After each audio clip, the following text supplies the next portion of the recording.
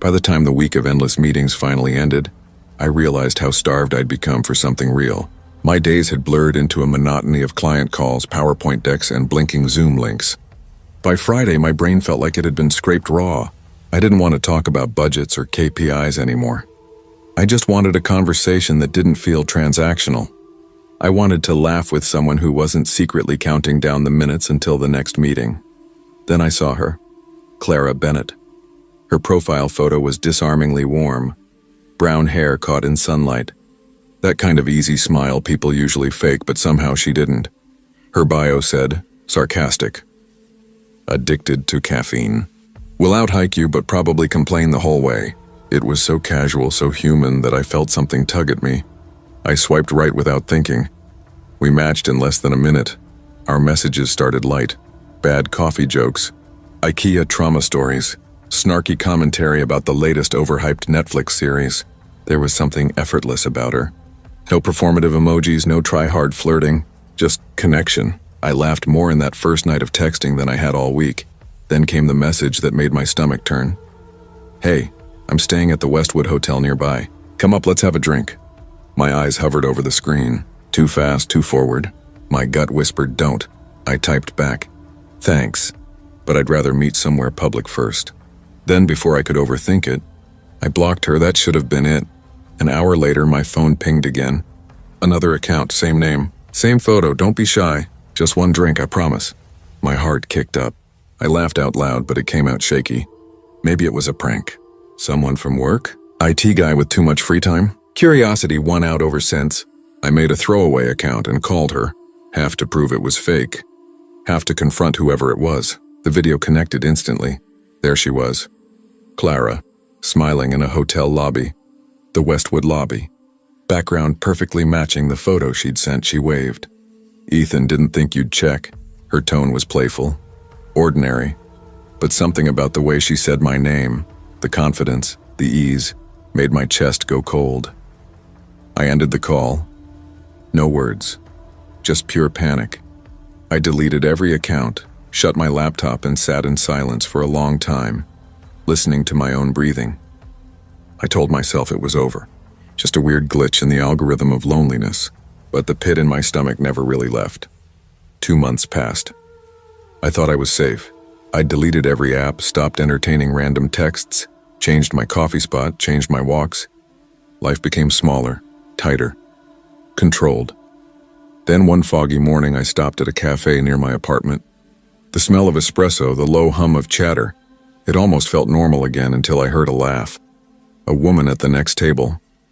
Brown hair. The same subtle way she adjusted her jacket sleeve before reaching for her cup. My pulse froze. She turned, met my eyes, and smiled. A quiet, knowing smile that didn't reach her eyes. Clara. I blinked, and she was already walking out, disappearing into the drizzle outside, like she'd been waiting just to remind me she was real. My hands trembled as I gripped my coffee. I wasn't paranoid. She'd been there. She'd followed me. The messages, the hotel, it hadn't been a fluke. It was a pattern. That night, I locked every window, double-checked the deadbolt, pulled the blinds tight. I paced the apartment, trying to convince myself I was overreacting.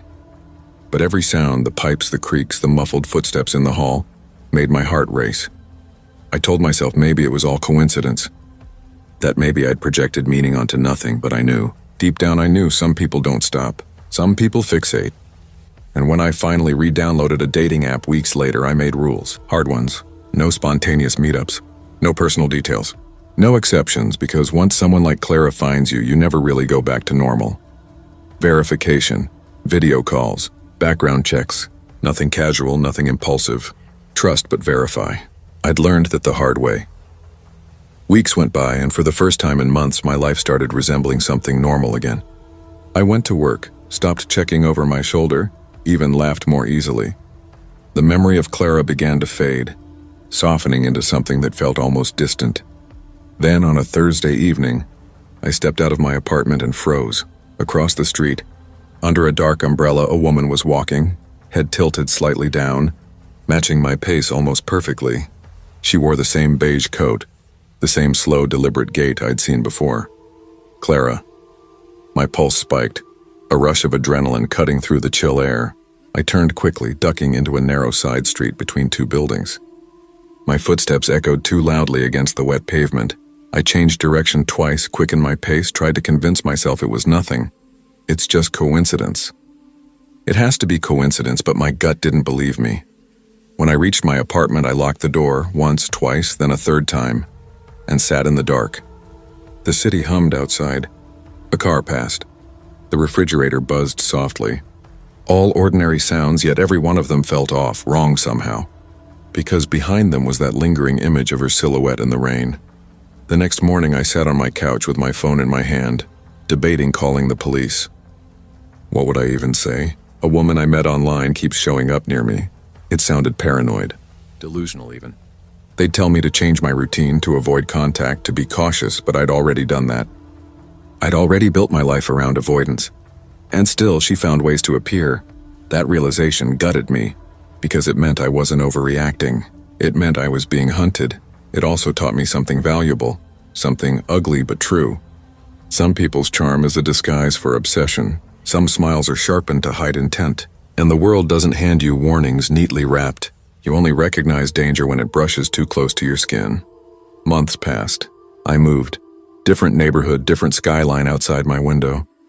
I changed coffee shops, jogging routes, everything. Slowly, my pulse stopped leaping at every unfamiliar face. My caution became routine, comfort even. When I eventually returned to dating apps, I had new rules. Every match had to verify their identity. Live video, consistent details, background check where possible. No exceptions. I'd learned what impulsivity could cost, and for the first time I didn't feel anxious. I felt prepared. I started to rebuild. Slowly, carefully. My first few dates were in daylight, public places. No alcohol, no invitations afterward. I watched for red flags, for hesitation when I asked simple questions, for inconsistencies in stories. It wasn't exciting. It wasn't that electric, heart-pounding thrill I used to chase. But it was safe.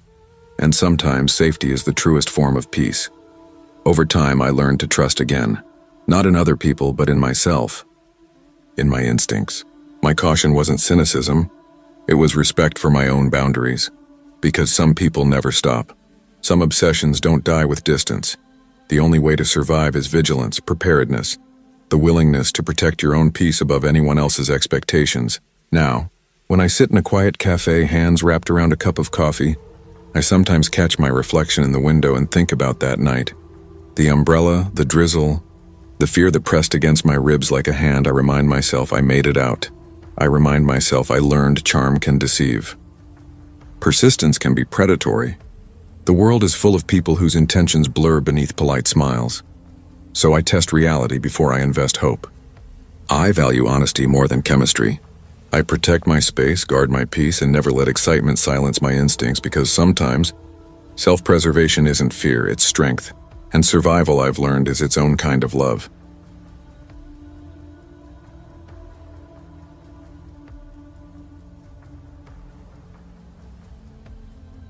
I never thought I'd let myself hope again.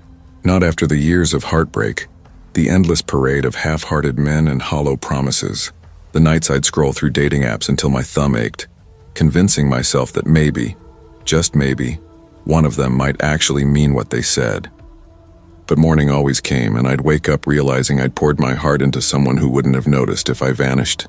I'd dated the charming liars, the emotionally distant types, the ones who turned affection into a performance. And every time I'd tell myself, this one will be different. When Logan Hart messaged me on Tinder, it felt like that old, dangerous flicker of hope trying to rise again. 2 weeks of messages that were thoughtful, funny, even a little shy. He talked about sailing and cooking, about craving something real. Not in that hollow, performative way, but in a way that made me want to believe him. No pressure, no games, just conversation that felt easy. Normal. I picked Rossi's Bistro for our first date. A cozy Italian spot with amber lights from the sconces, soft jazz curling through the air, and the faint scent of garlic and wine that made the place feel like a warm secret. I arrived early, heart thudding, tugging at the hem of my blouse like a teenager trying to calm herself before prom. Then he walked in. Tall, clean cut, with that slight nervous smile that made him seem safe somehow. "You look amazing," he said, pulling out my chair. I laughed lightly. "Flattery before appetizers?" "Dangerous start?" He grinned. "Guess I'm living on the edge tonight." The conversation flowed easily. He told me about restoring old boats on weekends, about how he found it peaceful. I talked about the art studio I ran with my sister, how the smell of turpentine and coffee had become my comfort. He listened, really listened, and I found myself laughing, leaning in, feeling the cautious thrill of connection again. For the first time in years, I thought, maybe this could be steady. Maybe I can trust someone again. Then his phone lit up. A name flashed across the screen. Gilda. I didn't see the message, but I saw his face change, just for a second. His jaw tightened, eyes flicking toward me before he quickly flipped the phone face down. "Work call?" He muttered too fast. "Late night for work, huh?" I asked, forcing a smile, though something in me had already gone cold. "Yeah," he said with a strained laugh.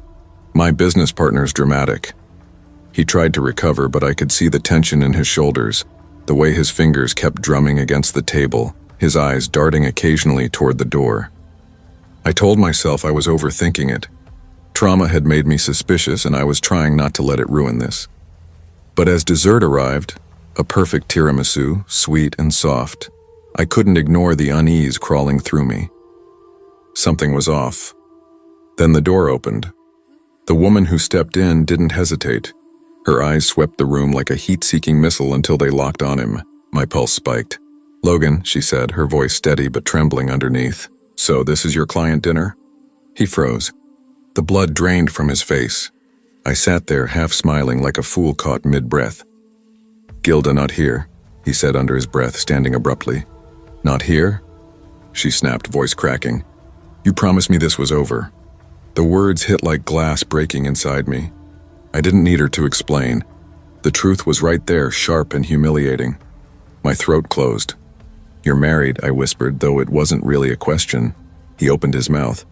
"Shelley, Don't you dare lie again," she cut him off. My hand shook as I reached for my wine, the motion too quick. The glass tipped, spilling red across the white tablecloth like blood from a fresh wound. Conversations around us stuttered into silence. "Gilda, please," I tried to interject, my voice trembling. Don't you talk to me," she shouted, and the entire room seemed to flinch. Logan sank back into his chair, pale and hollow, his hands trembling. He didn't deny it. He didn't even try. His silence told me everything. The manager rushed over, trying to calm things down, apologizing to the nearby tables. I'd barely heard a word. The world felt muffled, like I was underwater. Outside, I caught a glimpse of Gilda collapsing under the streetlight as officers approached, her sobs echoing down the rain-slick sidewalk. I didn't follow. I didn't need to. My heart wasn't breaking for him or even for her. It was breaking for me, for the part of me that still believed people could mean what they say. Later, at my sister's apartment, I sat on the couch with a mug of tea gone cold in my hands, staring out at the city lights blurring through the rain-streaked window. Somewhere in that reflection, I saw the version of me who'd still believed in love, and realized she was gone. Logan's messages started pinging one after another. "Please let me explain. She's unstable. You don't understand." I stared at the screen for a long time before quietly deleting them all. No replies, no closure, just silence. For once, I let myself feel the disappointment without sugarcoating it. No excuses. No desperate rationalizations about bad timing or mixed signals. I had wanted something steady. Real conversations, shared laughter, the kind of warmth that didn't vanish when the bill came. Instead, I'd fallen for another mask, one that cracked the moment truth entered the room. Across from me, my sister sat cross-legged on the couch, watching me with that gentle firmness only she could manage. "You okay?" she asked softly. I let out a shaky breath. "Yeah," I said, though my voice was barely more than a whisper. "Just tired. Tired of being someone's mistake." Outside, the city pulsed indifferently, neon lights smearing across wet pavement, couples walking under umbrellas, laughing, believing their own illusions. I whispered to myself, next time, coffee first, daylight, no wine. The weeks that followed blurred together. I deleted Logan's number, wiped old texts, and avoided the apps like they were landmines. My studio became my sanctuary. I painted for hours, lost in color and motion, the smell of acrylics grounding me. My sister and I cooked dinners together, talked about movies, about nothing, about everything. Some nights I sat up sketching until dawn, realizing just how many boundaries I had quietly let crumble over the years. Every brushstroke was a small act of rebuilding. Dating again terrified me, not because I feared men, but because I feared myself. I didn't trust my own judgment, my ability to tell the difference between sincerity and performance. I'd learned that optimism can be dangerous when it blinds you to patterns. So I waited. I practiced patience. I learned to sit with solitude without treating it like punishment. When I finally agreed to another date, it was in daylight. No dim lighting, no wine to blur instincts, just coffee, real talk. I asked questions, listened harder. I watched for consistency, the way someone's tone changed when they spoke to a waiter, how they handled silence, whether they followed through on the small things. Months later, I found myself at a quiet cafe, sitting by the window with my journal and a warm cup of chai. The afternoon light spilled across the page and I caught my reflection in the glass, calmer, grounded, present. Logan had become a faint echo in my memory. Not a wound, not even a scar, just a lesson etched deep enough to remind me what not to ignore. I wasn't bitter anymore, just wiser, awake. Trust, I realized, isn't something you hand over. It's something someone earns piece by piece through time and truth. A person's character isn't shown in grand gestures or pretty words. It's revealed in the small, repeated things. And self-respect? That's the quiet, unshakable boundary no one else should ever cross. I smiled, watching the world move beyond the glass. Taxis honking, strangers laughing, someone holding flowers too tightly as they ran through the rain. Life was happening all around me, messy, unpredictable, beautiful. For the first time in years, I didn't crave anyone's validation to feel whole. I didn't need charm or flattery to feel seen. I had myself, steady, resilient, and finally okay with standing alone. The city hummed softly, and I let its rhythm remind me tomorrow was still mine to shape. Sometimes the people we hope for the most aren't capable of giving us what we truly need. Life teaches us the difference between attention and care, between charm and character. Protect your heart. Trust your instincts. And never forget, self-respect isn't negotiable. It's the foundation everything else should stand on.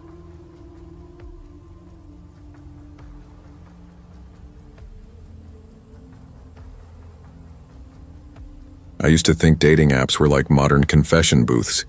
You show up with your best smile, confess your loneliness, and hope someone forgives it with a match. That's how I met Teresa Quinn. My name's Lucas Hale, 38, freelance graphic designer, coffee addict, part-time optimist. After 2 years of pandemic video calls and half-hearted first dates, I told myself I'd give it one last try. Maybe this time would be different. Teresa's profile caught my eye because she didn't sound like everyone else. Her bio read, "I like abandoned places and late-night drives." Good grammar is a turn-on. It was quirky, a little dark, but real. We messaged for a week before she agreed to meet. She used punctuation, actual punctuation, which felt like a miracle online. She asked about the kind of art I liked, my favorite films, even my go-to gas station snack. When I said, Red Bull and beef jerky, she laughed. "You have the diet of a sleep-deprived trucker," she texted. Her replies felt easy, natural, warm in a way that didn't feel rehearsed. We settled on a jazz bar on West Belmont. Cozy, dim, the kind of place where you can hear a saxophone over your own heartbeat. The day of the date, I worked too long, rushed through a shower, and changed shirts 3 times. I didn't want to look desperate, but I also didn't want to look like I'd given up. Outside, snow had started falling, the Chicago kind that doesn't drift or sparkle, it just commits. The city lights blurred behind it like smudged paint. At 7:45 p.m., just as I parked near the bar, my phone buzzed. "Hey, the place is full. Can we meet somewhere quieter?" "I know a spot. It's close." It didn't feel strange. "Plans change." I texted back, and sure, send me the address. 15 minutes later, I was driving through a neighborhood I didn't recognize. Old brick warehouses, faded signs half buried in snow. My GPS arrow spun twice, recalculating like the street didn't officially exist anymore. Then her message popped up. I'm inside the red house at the end. That's when my gut whispered. The red house wasn't really red anymore. Just rust and peeled paint. The kind of place the city forgets about. Windows boarded. Porch sagging under the weight of years. Still, curiosity is a clever liar. It dresses up as courage until you're too close to turn back. I parked under a flickering streetlight and texted, "Hey, just got here." A reply came instantly. "Doors open. Come in." That smiley face froze me. Teresa had never used emojis, not once. She typed in full sentences, clean and precise. Something about that smiley. Too casual, too wrong. Scratched at my nerves. The snow crunched under my boots as I walked toward the gate. The air smelled metallic like rust or old blood. Somewhere down the block, a dog barked once and went silent. Then I saw them. Two shapes behind the side fence moving slow, like they thought I couldn't see. A whisper sliced through the stillness. "He's here." My pulse exploded in my chest. I forced my face calm, pulled out my phone, pretending to check something, and opened my rideshare app. My thumb hovered over request pickup. A voice came from the dark. "Hey, you, Lucas? Teresa said you were cool." I swallowed, forcing a weak laugh. "Yeah," she texted. "Said she's running late. I'll wait in the car." Silence. I turned, every nerve in my body on fire, and started walking back, steady, not too fast, not too slow. Running makes predators chase. The snow under my shoes sounded like cracking bones. When I reached my car, I slid in, locked the doors, and started the engine. The headlights sliced through the alley like a blade.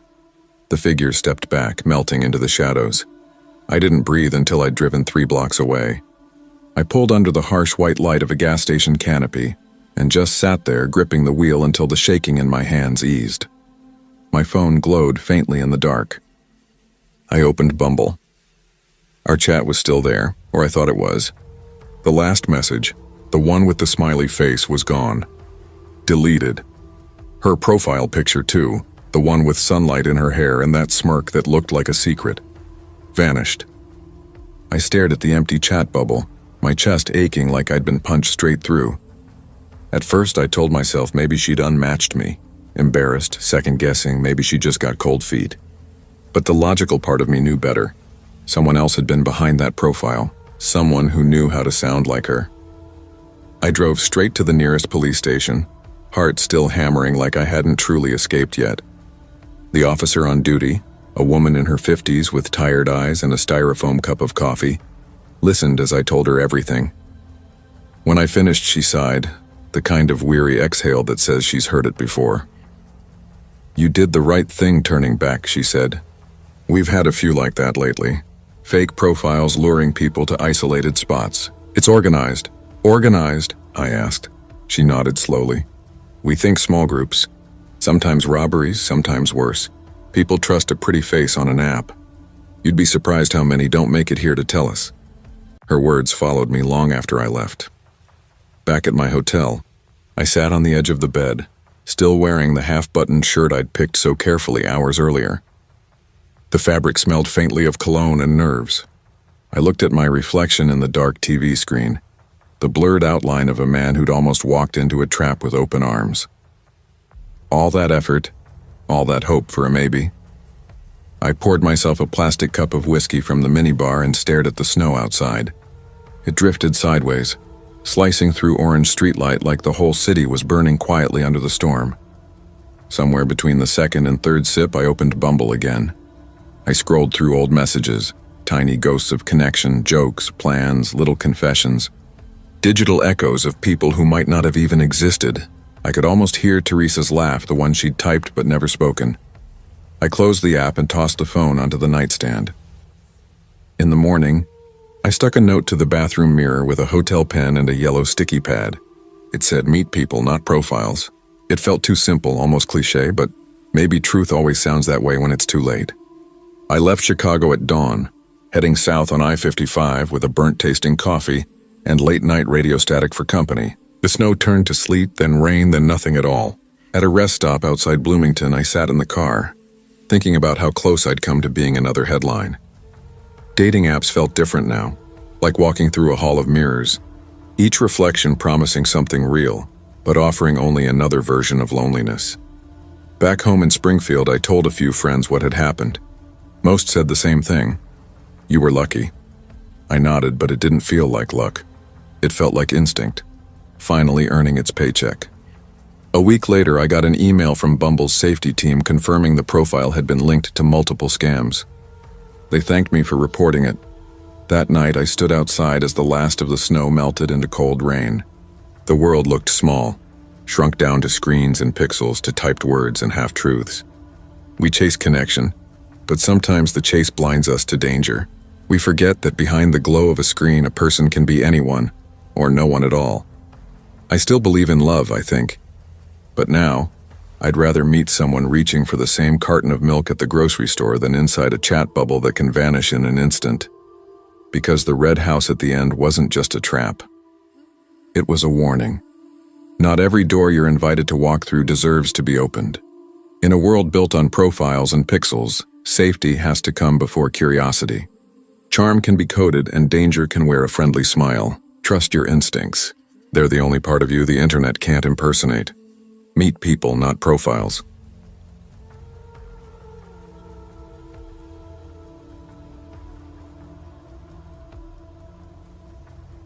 I never thought I'd be back in the dating world. My last relationship had ended 6 months ago, and it had left a bruise deeper than I wanted to admit. Not just heartbreak, something quieter, more corrosive. The kind of doubt that made me wonder if I was even built for connection anymore. I told myself I was fine, that solitude was good for me, but most nights I just scrolled through dating apps out of boredom. Swiping was mechanical. Faces, smiles, bios, all blending into one long blur of maybes. Then one evening I saw her, Danielle. Her profile didn't scream for attention. It felt still. She had that kind of presence that made you breathe slower just looking at her pictures. Natural smiles, soft light, a camera slung around her neck in one photo, a messy bun and coffee cup in another. There was one picture by the Willamette River, fog rolling off the water, her reflection barely visible. It was the kind of image someone takes without thinking, authentic, unposed. Her bio was simple. Art curator, loves photography, obsessed with thrift stores, spends weekends exploring corners of Portland no one notices. And her messages, God, they had warmth. Not forced flirty warmth, but that dry humor that disarms you. The kind that makes you laugh quietly at 2 a.m, smiling into your phone like an idiot. We talked for weeks. Little things first. Books, favorite coffee spots, our shared hatred for self-checkout machines that don't scan properly. It was easy, too easy. When I finally suggested meeting, I half expected her to ghost me. But she said yes right away. Linden Park, a neutral place. Open trails, a small lake. Joggers and dog walkers, enough light to feel safe. She agreed without hesitation. The night before, I barely slept. I kept rehearsing dumb small talk in my head like I was auditioning for something. I checked the forecast, laid out my jacket, even cleaned my car, like that would somehow make me more dateable. Portland's fall had already started to shift the air. Evenings came earlier and fog clung to the city like a memory it refused to let go of. I kept repeating to myself, it's just a walk, just a park, maybe coffee after if it goes well. When I got there, she was already waiting. Danielle leaned against a lamppost, camera strap draped casually over her shoulder. Her hair was tied back, a loose strand catching the light from a street lamp. She smiled when she saw me. "You're early," she said, her voice calm but teasing. "I didn't want to be late," I muttered, instantly aware of how awkward I sounded. "That's a good start," she said, grinning, and started walking. We talked easily, about photography, favorite authors, how Portland always smelled faintly of rain and coffee. She told me about her first camera, a thrift store Nikon she'd bought at 16, and how she used to sneak into abandoned buildings to take photos of peeling wallpaper and forgotten furniture. I told her about my failed attempt at learning guitar, which made her laugh, really laugh. The sound soft but unguarded. As we circled the lake, the sun melted behind the trees, stretching shadows across the trail. For the first time in months, I felt light. That nervous, hopeful kind of light where you forget to check your phone or think about the past. Then everything changed. We were looping back toward the parking lot. joking about childhood dares. I'd mentioned once eating mud on a dare. She couldn't stop laughing when I noticed movement near the bushes. A figure stepped out, too sudden, too deliberate. My stomach dropped. He moved fast, his face shadowed under a hood, one hand tucked inside his jacket. Danielle stiffened beside me, eyes wide but controlled. "Stay calm," she whispered, barely audible. "Just keep walking." The man stepped closer, voice low, sharp. "Wallets, phones, now!" My breath hitched. Time felt elastic, stretching, slowing until every heartbeat sounded like thunder. Then Danielle moved. She didn't freeze like I did. She kicked him hard in the shin, sudden and clean. He stumbled, cursing, and she shoved him with both hands. "Run!" she hissed. I didn't think. I grabbed her hand and we sprinted. The gravel crunched under our shoes, the fog thickening around the lamps. Behind us, the man shouted, angry, disoriented, but his voice faded as we reached the open lot. "Call the police." Danielle yelled, breath ragged.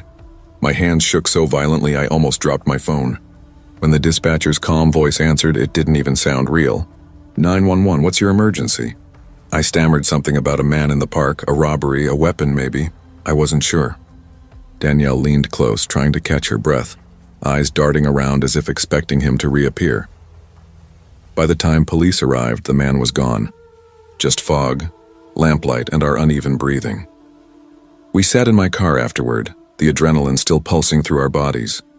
The world outside was eerily quiet, as if the park itself was holding its breath. I looked over at her, hair a little messy, hands still trembling, and felt something I didn't expect. Admiration. Not just for how she reacted, but how composed she seemed now, as if she'd been through worse before. She caught me looking and smiled faintly. "You okay?" "Yeah," I said, though my voice cracked. "You?" She exhaled slowly, staring out at the fog. "Ask me tomorrow." We both laughed softly, the kind of laugh that lives halfway between fear and relief. The sound of it filled the small space of the car, fragile but human. The adrenaline was still burning through me. That electric hum that makes the world feel sharper, more alive. The silence inside the car was heavy but not awkward, more like our bodies hadn't caught up with what just happened. I looked over at her, and for the first time in a long while, I felt something that wasn't loneliness or longing. It wasn't the usual first date excitement either. It was deeper, quieter, a connection forged out of chaos and fear. "I don't know how you did that," I said finally, my voice softer than I meant it to be. "You were incredible." Danielle let out a shaky laugh, tucking a strand of damp hair behind her ear. "Let's just say adrenaline makes me braver than I actually am." That made me laugh too, a quick, nervous sound that broke the spell for a moment. The tension in the car loosened.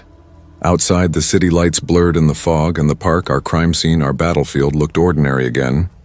The world kept moving, cars passing, a dog barking in the distance. Everything was normal except for us. I realized, sitting there, that fear could do something strange. It could connect people faster than comfort ever could. That night, I wasn't just impressed by her bravery, I felt grounded, seen, like the world had briefly collapsed and somehow she'd helped me stand again. The days that followed blurred into weeks. The police never caught the guy. No record, no leads, just a vague warning to stay alert. But somehow, instead of pulling us apart, the uncertainty kept us talking. We started meeting again. Coffee first, then walks. Always daylight, always public. But soon it became something more than cautious reconnection. It was curiosity, familiarity, and something warm that kept growing between us. We wandered through Portland like it was new again. The old bookstore tucked behind a cafe on 11th. The mural alley that always smelled faintly of spray paint and rain. We'd walk through Linden Park sometimes on purpose, even when the fog rolled in thick and gray. Danielle would take photos of the mist curling through the trees, her camera always clicking softly. She said fog made everything look honest because it stripped away distractions. Each place, each quiet conversation felt like a continuation of that night, but calmer, safer. We started trusting each other in small, unspoken ways. She'd reach for my hand when we crossed a street. I'd catch her smile in the reflection of a cafe window and feel that same rush, but without fear this time. I remember thinking that first date had been a crucible, fire and panic revealing something raw and real about both of us. Most people learn about their dates over drinks or dinner. I learned who Danielle was when everything could have gone wrong. Months later in her apartment, she hung one of her photographs on the wall, a black and white shot of that same fog-covered park. The lamppost stood crooked in the distance, the lake a ghostly shimmer behind it. She looked at it, then at me. "Hard to believe that's where it started," she said quietly. I smiled. "Yeah, hard to believe fear can start something good." She didn't answer, just reached for my hand, her thumb tracing small circles against my skin. That night, sitting there in the glow of her living room light, I realized something I'd never understood before. Dating isn't just about chemistry or shared interest or clever one-liners. It's about seeing who someone becomes when the world tilts sideways, when fear is real and instinct takes over. It's about trust built in the split second between danger and safety. Danielle had shown me that, not through words or promises, but through action. Through the way she faced fear without freezing, how she reached for me, how she kept moving even when everything screamed to stop.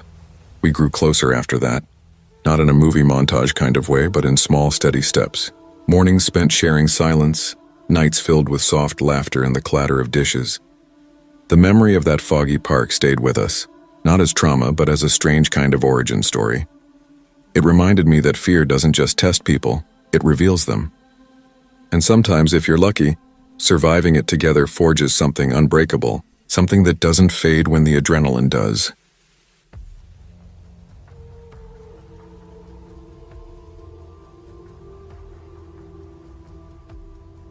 It's strange how rain can sound like memory. Sometimes it's soft and steady, like someone breathing beside you in the dark. Other times it lashes against glass like it's trying to remind you of everything you've tried to bury.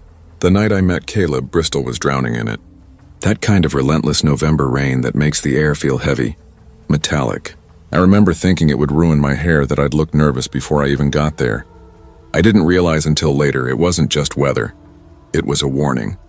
The world whispering, "Not again, Ivy." It had been 3 years since I'd said yes to anyone. 3 long, quiet years of turning down dates, deleting apps before even opening them, convincing myself that solitude was safety. My last relationship had ended like a slow-motion car crash, one you see coming but can't escape. Eric was his name, a musician who thought love meant ownership. I'd learned how to lie about simple things, where I was, who I was with, even what I wore. I'd learned to smile while my stomach twisted. By the time it ended, I barely recognized myself. Then came Caleb. He messaged first. Polite, funny. The kind of man who used punctuation and didn't just talk about himself.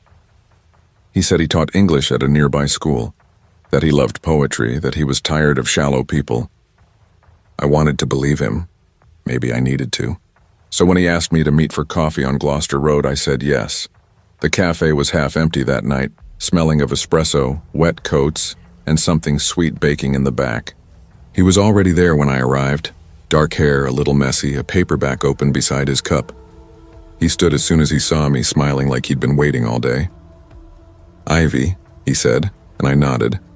His voice was calm, warm, safe almost. I remember thinking, finally, someone normal. The first 20 minutes were easy. We talked about work, movies, music. He told me his students called him Mr. Reed, like he was ancient. I laughed, maybe too loudly. For a while, I felt like my old self again. Then my phone buzzed. "Who keeps texting you?" He asked lightly, still smiling. "Oh, just my flatmate," I said. He nodded, but his gaze lingered. "You should put it on silent. It's rude." His tone wasn't sharp, just tight, possessive in a way that pricked something deep inside me. I brushed it off. He's just old-fashioned, I told myself. But then the little things began to pile up. When the waiter smiled at me, Caleb's jaw tightened.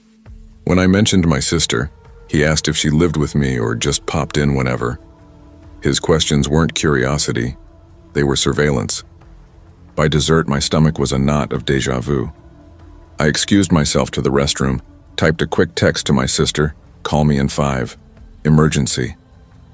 When I came back, he was sitting perfectly still, hands folded. "You were gone a while," he said softly. "Talking to someone?" Before I could answer, my phone rang. I put it to my ear. Yeah, I'll come right now," I said quickly, pretending to panic. "Sorry, Caleb, my sister's not well. I have to go." He reached for my wrist. His grip was gentle but firm. "I'll drive you," he said quietly. I forced a smile, easing my hand free. "No, it's just a block away." Outside, the rain hit my face like cold applause. I walked fast, heart pounding, the sound of my boots against wet pavement too loud. Each step away from that cafe felt like survival. When I got home, I cried. Not because of him, but because of me. Because after everything, I'd still almost stayed. Healing isn't a straight line. People say that like it's comforting, but what they don't say is how easy it is to slide backward. After that night, I told myself I was fine. I'd dodged a bullet.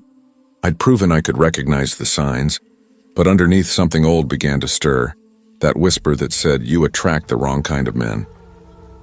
I met Eric when I was 21, working in a bookstore. He was charming in the way danger always is. Warm grin, lazy confidence, a voice that made you lean closer. He played guitar, wrote songs about heartbreak, said I was his muse. It sounds romantic until you realize it means he's writing about your pain.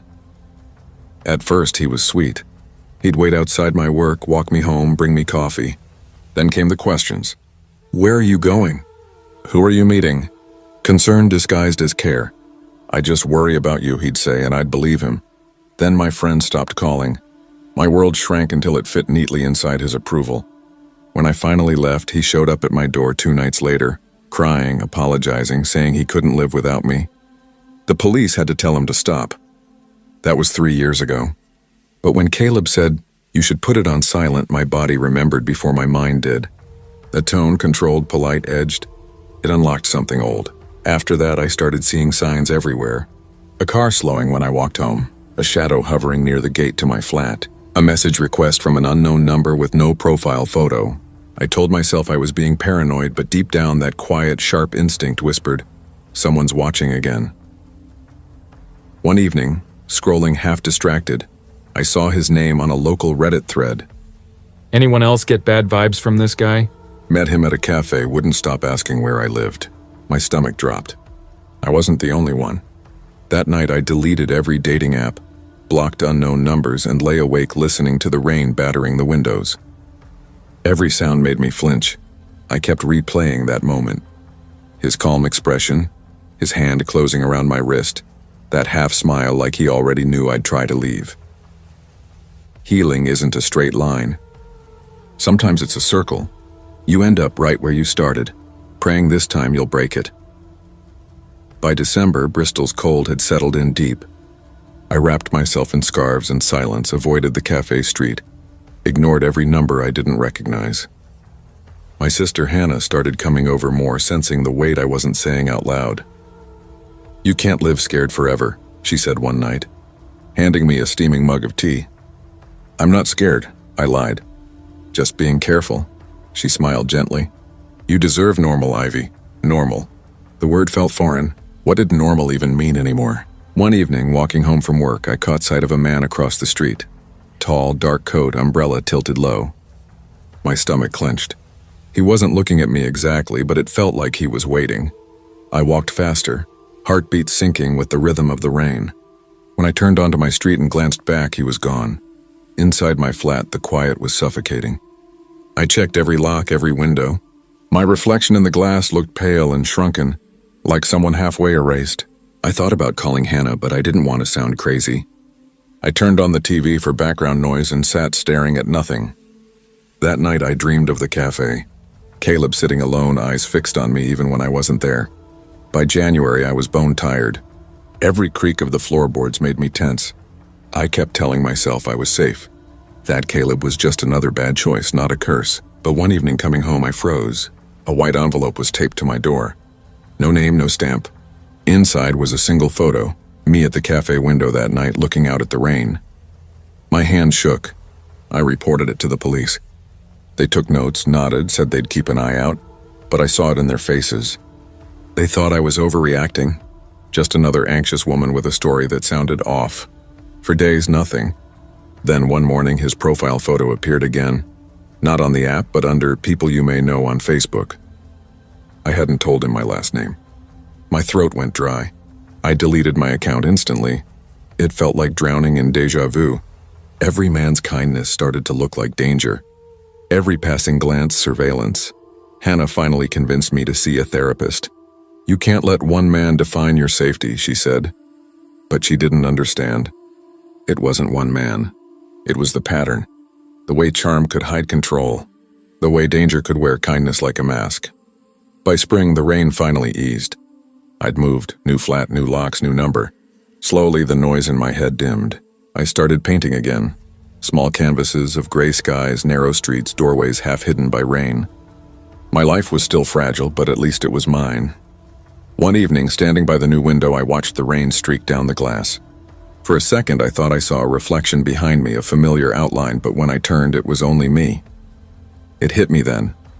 All those years of fear had taught me to listen, to trust that voice inside, the one that said, "Run now," the one that had saved me twice. I made tea, sat by the window, and listened to the rain. This time it didn't sound like memory. It sounded like release. Sometimes survival isn't dramatic. It's quiet. It's leaving before the danger unfolds. It's trusting your instinct when no one else believes you. The moral of Ivy's story isn't about avoiding bad men. It's about never silencing yourself again. Because the most dangerous thing a woman can do isn't running away. It's convincing herself there's no reason to.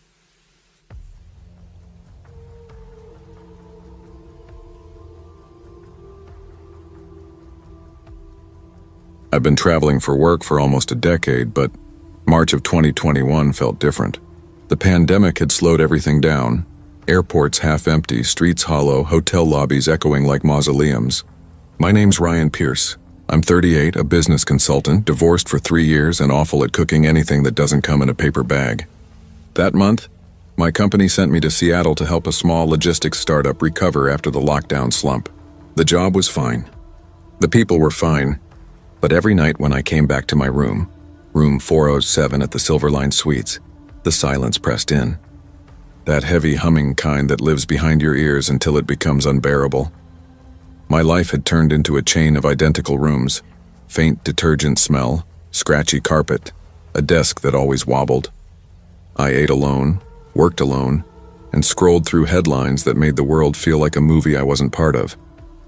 That night, drizzle painted the city in silver streaks. The kind of Seattle rain that doesn't fall, it lingers, whispering against the window.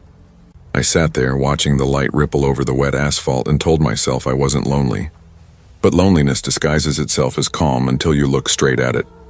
On impulse, I downloaded Tinder. I hadn't opened it in months. Most of my matches were ghosts by now, but then I saw her. Lena Marlowe, 29, brown hair, hazel eyes, a grin that promised trouble in the best way. Her bio read, "I make terrible coffee, but great company." I swiped right. We matched instantly. We started chatting. It felt easy, too easy. She joked about the weather. I teased her about her coffee. She said she lived a few blocks away, tired of being cooped up, and asked if I wanted to split a bottle of wine and complain about 2021 together. I hesitated. I wasn't the invite a stranger to my room type. But then she sent a selfie, holding a bottle of Merlot, hair damp, captioned, "Relax, I don't bite." I laughed and texted, "Fine, 1 glass." By 10, I'd straightened my shirt, shoved my laundry bag under the bed, and tried not to feel ridiculous for caring how I looked. A knock came, soft, quick, like someone testing the sound first. When I opened the door, there she was. Rain-soaked hair clung to her cheeks, eyes bright like headlights cutting through fog. "Hi," she said, smiling shyly. "God, Seattle weather." "Yeah," I said, stepping aside. "It's basically atmospheric soup." She laughed, a real laugh, and stepped in. For a moment it felt normal, human. But then I noticed it, a faint metallic glint inside her half-open bag. Just a flash. A keychain, maybe? My gut twisted anyway. She set the wine on the table, eyes scanning the room like she was taking inventory. Her jacket dripped onto the carpet. "Nice place," she said. "You travel a lot?" "Too much," I admitted. "Kind of used to being alone," she said, smiling, but something about it felt rehearsed. "That makes you easy to talk to," she added. Glancing at her phone, the glow from her screen lit her face, and for a split second I saw a man's face there. Not a wallpaper. A live video call. "Friend checking in?" I asked casually. "Yeah," she said too fast. "My cousin." Then a noise. A dull thud from the hallway. Then another, like someone testing doorknobs. I turned toward the sound. She didn't even flinch. "You hear that?" I asked. She tilted her head, all innocence. Hear what? The hair on my neck stood straight. I walked to the peephole. Two shadows hovered just outside, one tall, hooded, the other leaning close, whispering. I stepped back. Lena, who's out there? She blinked, feigning confusion. What are you talking about? But her hand slid toward her bag. The one with the metallic glint, I didn't think. I just grabbed my phone, thumbed the emergency button, hit speaker. 111, what's your emergency? The operator's voice filled the room. Instant reaction. The man outside moved fast, footsteps thundered away. Lena cursed under her breath, snatched her bag and bolted. The door slammed behind her. I locked it, heart pounding so hard it drowned the operator's voice. Sir? Hello? Are you safe? I think so, I stammered. Someone tried to, I don't know, break in. When the officers arrived 40 minutes later, I'd replayed the whole scene 100 times. The security footage showed her and two men walking the hall, circling twice, then vanishing after I called. They've been hitting travelers, one cop said. Fake profiles, fast robberies. You did the right thing, man. I didn't feel right. I didn't feel heroic. Just empty. After they left, I sat by the window staring at the rain. The unopened wine bottle still glistened on the table, sweating in the lamplight, and all I could think was, how many other doors did they knock on tonight? I didn't sleep. Every creak made me flinch. By morning, my bags were half-packed. I wanted out of Seattle. But work had other plans. 3 more days of meetings, polite small talk, and pretending my hands didn't still shake. When I logged into my morning video call, my coworker smirked. Dude, he said, chuckling, you look like you've seen a ghost. Something like that, I said. I didn't tell anyone the full story. What was I supposed to say? I almost got robbed because I was lonely? That night, I skipped dinner and sat on the hotel bed scrolling through Tinder. Half habit, half curiosity. Lena's profile was gone, deleted. I didn't feel angry, just stupid. Loneliness makes you do reckless things and then punishes you for them. By day 2, the cops emailed a follow-up. My report matched 2 other cases nearby, same setup. Business travelers in hotels, different women, same description. That metallic glint I'd seen? Probably a knife. After that, I started checking the locks twice. Then 3 times. The silence that used to bother me now scared me. I left the TV on all night just to drown out the hum of my thoughts. But something else gnawed at me more than fear. Why had she hesitated when I called 911? Why did she look scared?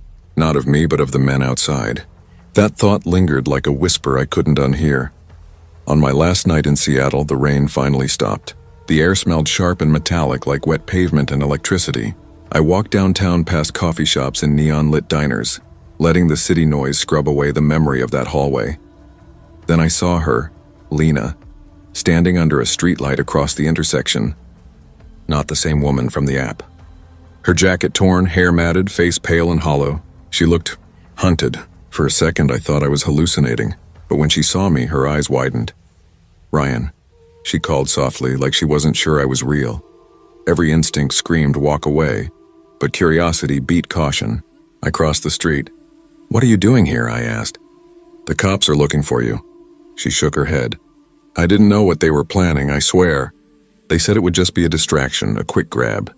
I didn't know they'd hurt anyone. Her voice trembled. She looked like she hadn't slept in days.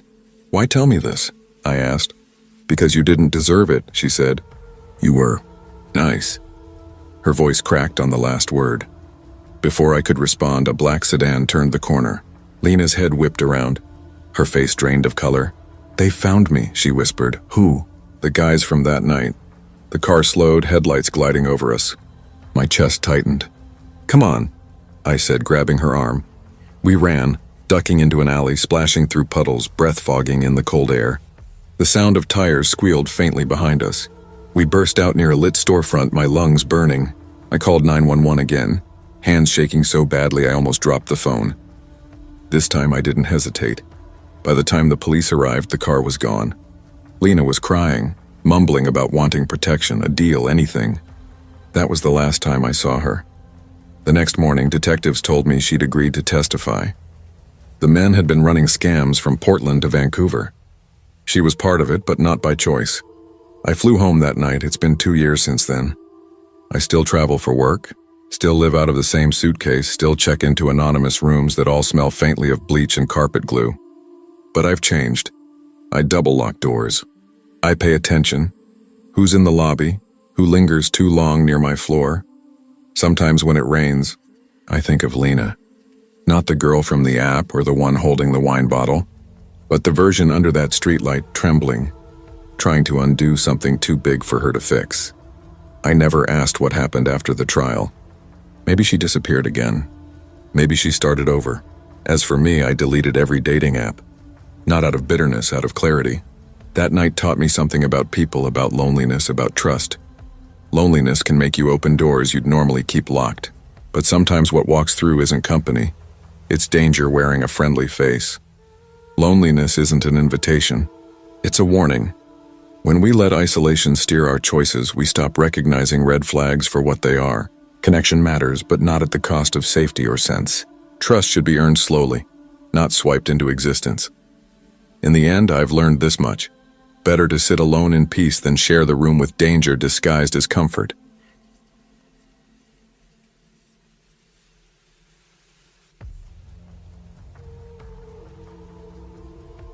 I used to think loneliness was something you could fix, like repainting a wall or replacing a light bulb.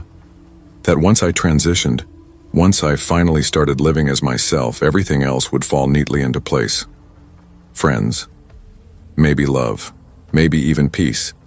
But nobody tells you that being true to yourself doesn't guarantee anyone else will meet you there. It just means you stop pretending. My name's Renee Hollis. I'm 44 and I live in Tacoma, Washington. I work as an HR manager for a mid-sized manufacturing company. Spreadsheets by day, microwave dinners by night. It's not glamorous, but after years of chaos, stability feels like a luxury. The thing is, stability gets quiet, and quiet, if you sit in it long enough, turns into loneliness. After my transition 5 years ago, I promised myself I wouldn't hide again. I'd already spent too much of my life being invisible, first from others, then from myself. But I've learned that visibility comes with its own kind of danger. Still, one rainy Friday night, with the sound of drops ticking against my apartment window, I gave in. Maybe it was time to try dating again. I downloaded Ario True Unite, a small LGBTQ+ dating app where everyone looked human. No filters, just messy hair, cats, and captions about poetry. That's where I met Charlene. 39. A copy editor with a bad pun problem and a confessed addiction to terrible coffee. Her first message said, "Tell me your favorite smell and I'll tell you who you are." I wrote back, "Cinnamon, because it's warm, even when it burns." She replied within minutes. And just like that, the silence I'd been living in cracked open. For 3 weeks we talked about everything and nothing. It was easy, natural. Like we both knew what it meant to rebuild yourself from the ruins. She told me about her rescue dog, a border collie named Misty. I told her about my ridiculous addiction to cozy mystery novels. When she asked if I wanted to meet in person, I said yes before my fear could catch up. We chose a small cafe downtown, the kind that always smells like cinnamon rolls and second chances. That night I spent too long in front of the mirror, brushing my hair, straightening my skirt, whispering to my reflection, "You look okay. You can do this." I wasn't trying to impress anyone. I just wanted to be seen. By the time I parked, the air outside was damp and heavy with mist. Inside, the cafe glowed softly, jazz humming low beneath the chatter. I ordered chamomile tea, sat near the window, and waited. Every few minutes, the bell above the door would ring, and I'd glance up, half smiling, half terrified. At 7:12 p.m., the door jingled again, and everything shifted. He was taller than I expected. Older, too. Same jacket Charlene wore in her photos, but hanging wrong, like it didn't belong to him. "Renee?" he asked. His voice was deeper, rougher, edged with impatience. Something inside me hesitated, but politeness kicked in before instinct could. I stood and smiled. "Hi. You must be Charlene?" He nodded, sitting across from me. "Yeah, that's me." "Wow," I said, trying to stay calm. "You look exactly how I pictured." He smirked faintly. It didn't sound like a compliment, more like a test. "Nice to finally meet you," I added carefully. He leaned in, elbows pressing into the table. "So," he said, voice low, "when did you decide to, change everything?" I blinked. "That's kind of personal for a first date." He laughed, short and humorless. "I'm just curious. My daughter's trans. I thought meeting you might help me understand her. For a moment, I couldn't process what I was hearing. Then the pieces snapped together like broken glass. Wait, I said slowly. You're her father? He looked away. She doesn't know I'm here. I saw your messages on her phone. You seemed... Interesting. The sound of the cafe dulled. Conversations turned to murmurs, the air tightening around me. My skin prickled. You shouldn't have done that, I whispered. He smiled thinly. Relax, I'm not a bad guy. I just want to see what makes people like you tick. The way he said people like you hit harder than I expected, like he'd slapped me with it. I pushed my chair back slowly. I think we're done here. Don't be dramatic, he muttered. Sit down. A couple near the counter turned toward us. His face hardened. Look, I'm just trying to talk, he said. No, I said. Louder this time. Steady. You're trying to invade. The barista looked up, her eyes flicking between us. When I met her gaze, she started walking over. He stiffened, mumbled something under his breath, then pushed back his chair with a scrape that cut through the soft jazz. For a heartbeat, he hovered there, eyes cold, unreadable, before turning sharply and storming out. The bell above the door chimed once, then twice, then silence. I sat there for a long moment, pretending my heart wasn't pounding so hard it might rattle the table.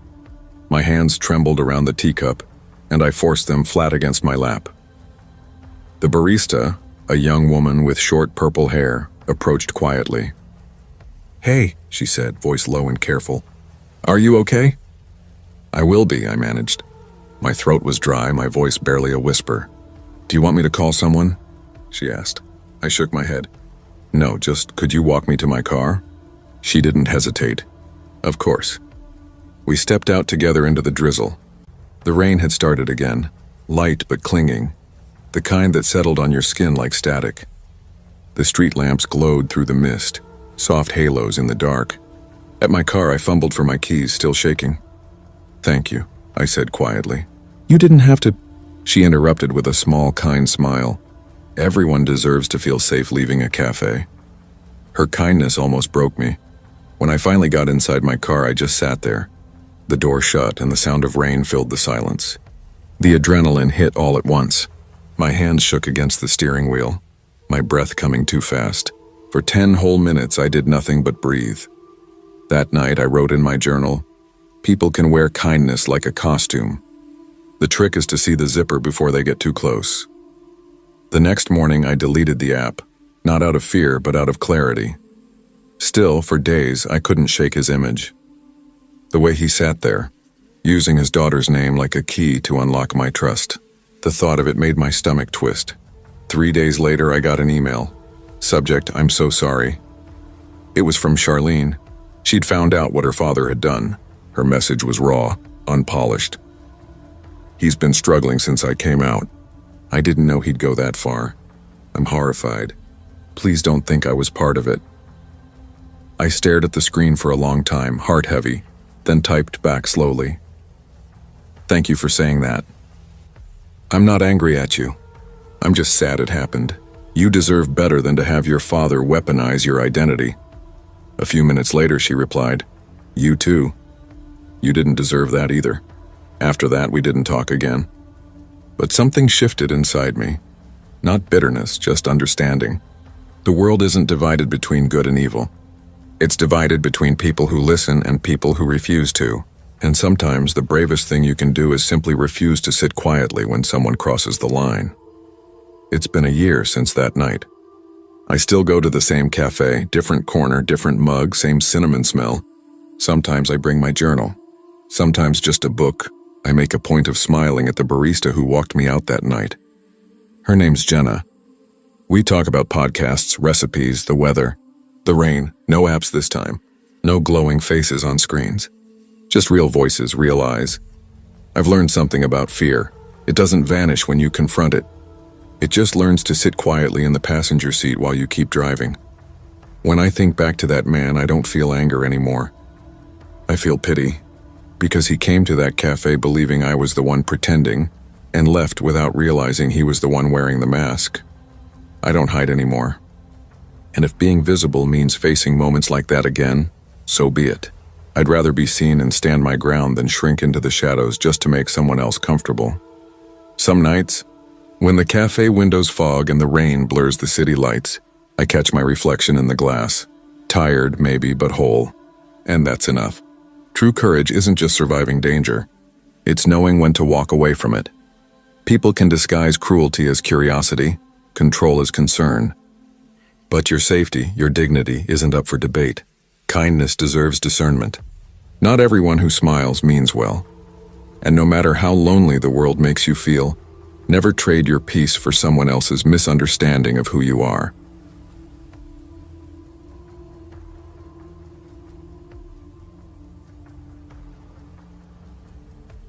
I never thought I'd be the kind of person who leaned on dating apps to meet someone. After a string of bad relationships and awkward first dates, I had made peace with solitude. My life was a quiet rhythm of late-night study sessions, weekend brunches with my sister, and binge-watching shows that didn't require small talk or effort. But loneliness doesn't knock. It seeps in, slow and stubborn, like fog rolling over the bay. I first matched with Logan Pierce on a Thursday evening, a week before our date. His profile photo looked disarmingly normal. No filters, no fake grin. Just him in a kitchen wearing a messy apron and flashing a sheepish smile. His caption read, "I burn water, but I promise my company's better than my cooking." I laughed. Actually laughed sitting there in my apartment's dim light, picturing some guy fighting a boiling pot like it was a wild animal. Without thinking too hard, I swiped right. The next few weeks passed in a blur of light, flirty messages. He asked about my favorite childhood meals. I told him about my grandmother's secret recipe, one I'd already botched 3 times trying to recreate. He sent photos of his homemade spaghetti sauce that looked surprisingly edible. It was easy, natural. No awkward pauses. No overthinking what to say next. And that, more than anything, scared me. By the time Friday came, my nerves were in overdrive. I put on a navy blue dress that hit just above my knees and simple flats that wouldn't betray me if I had to bolt, just in case. My hair, usually an untamable mess of curls, hung in soft waves after 3 failed attempts with a flat iron. Levita was small but alive, warm lighting, soft jazz, the scent of garlic and fresh bread filling the air. When I spotted Logan at a corner table, my pulse jumped. He waved, looking as nervous as I felt. "You look great," he said, standing to pull out my chair. "Thanks," I smiled, sitting down. Traffic was a nightmare. I almost didn't make it. We started with easy talk, kitchen disasters, childhood vacations, our mutual love for street art. He made me laugh. Not in that forced I'm being polite way, but real laughter that made me forget the time. For a moment, everything outside that restaurant melted away, until she appeared. At first, I thought she was a server. Then I saw her expression, tense, sharp, like she was holding back an explosion. She walked straight to our table. "Logan, we need to talk," she said, her voice slicing through the chatter like a blade. He froze. My stomach dropped. "Oh," she said, glaring at me. "I didn't know you warned her." Her tone dripped with venom. "I told you this would happen." Before I could react, a glass tipped over, water splashing across the table, soaking my purse. I scrambled for napkins, heart pounding. Logan muttered something, an apology, a plea, but his words blurred. Then she lunged. The world went chaotic. Chairs screeched, people gasped. I stumbled back, narrowly missing a pot of steaming tea. My hands shook as I grabbed a chair to put between us. "Stay away," I shouted, voice cracking. 2 waiters rushed in, pulling her back. Someone yelled they were calling 911. The restaurant buzzed with whispers. Cell phones raised. Gilda, Logan's ex, I guessed, realized she was outnumbered. Her fury curdled into something bitter and silent before she turned and stormed out. I collapsed into my chair, trembling, breath ragged. Logan's face was pale. "I didn't think she'd find out tonight," he muttered. I said nothing. My instincts screamed louder than any words could. I grabbed my coat and left. Outside, the cold San Francisco air hit me like a baptism. I walked fast, not caring where, only that I was moving. The wail of sirens grew faint behind me as I put blocks between myself and that scene. By the time I reached my sister's apartment, I realized I'd done something I hadn't in years, chosen myself over someone else's chaos. My heart still raced, but underneath the fear there was something steadier. Strength. That night, lying awake, I kept replaying the evening.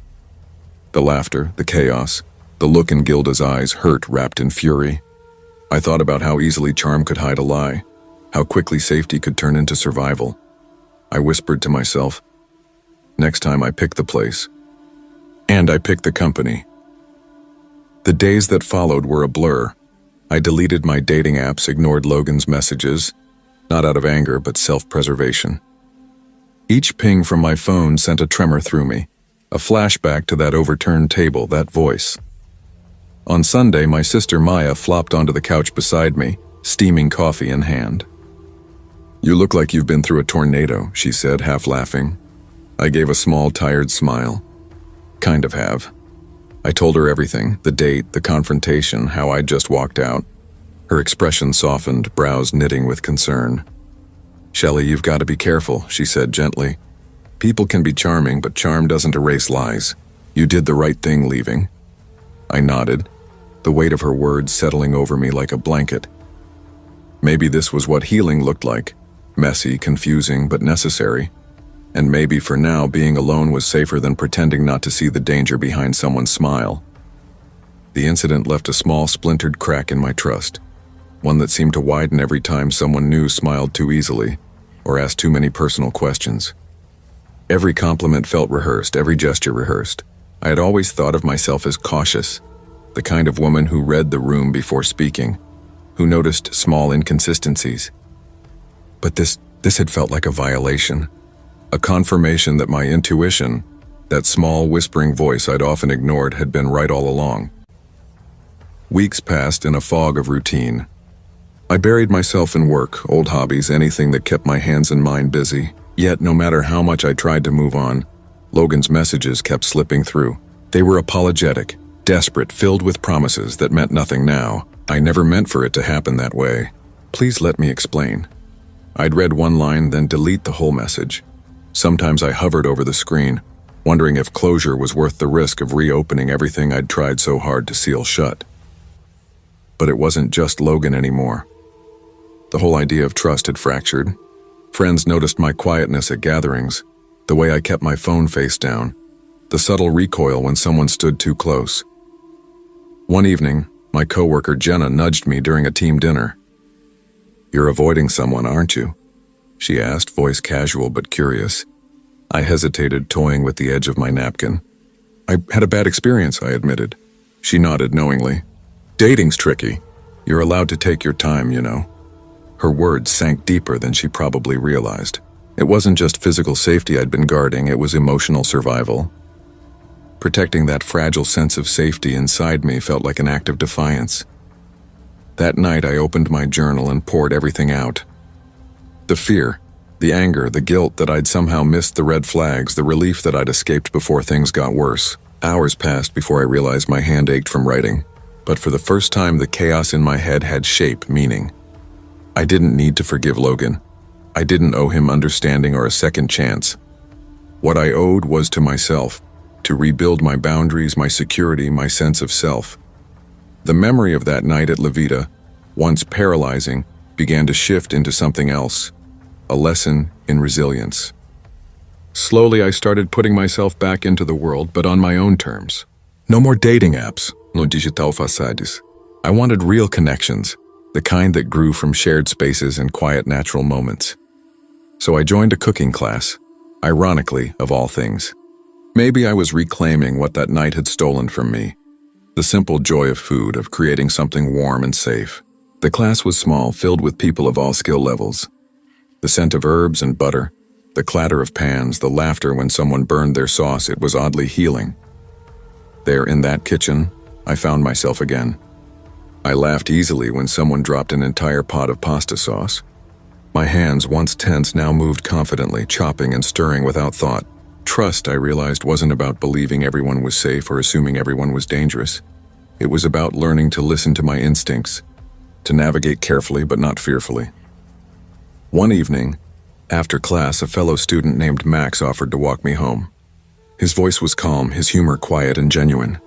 He didn't ask too many questions or move too close. Conversation flowed naturally, easy, unforced.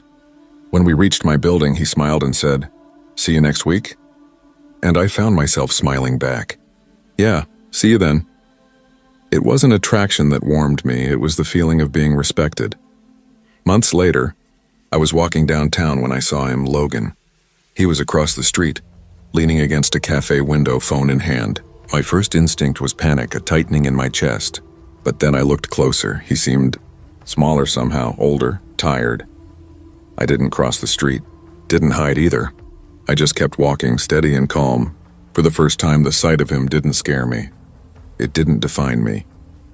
That night, I sat by my window with a cup of tea, thinking about how far I'd come. That chaotic night, the shouting, the panic, the trembling hands, it had all been terrifying. But it had also been transformative.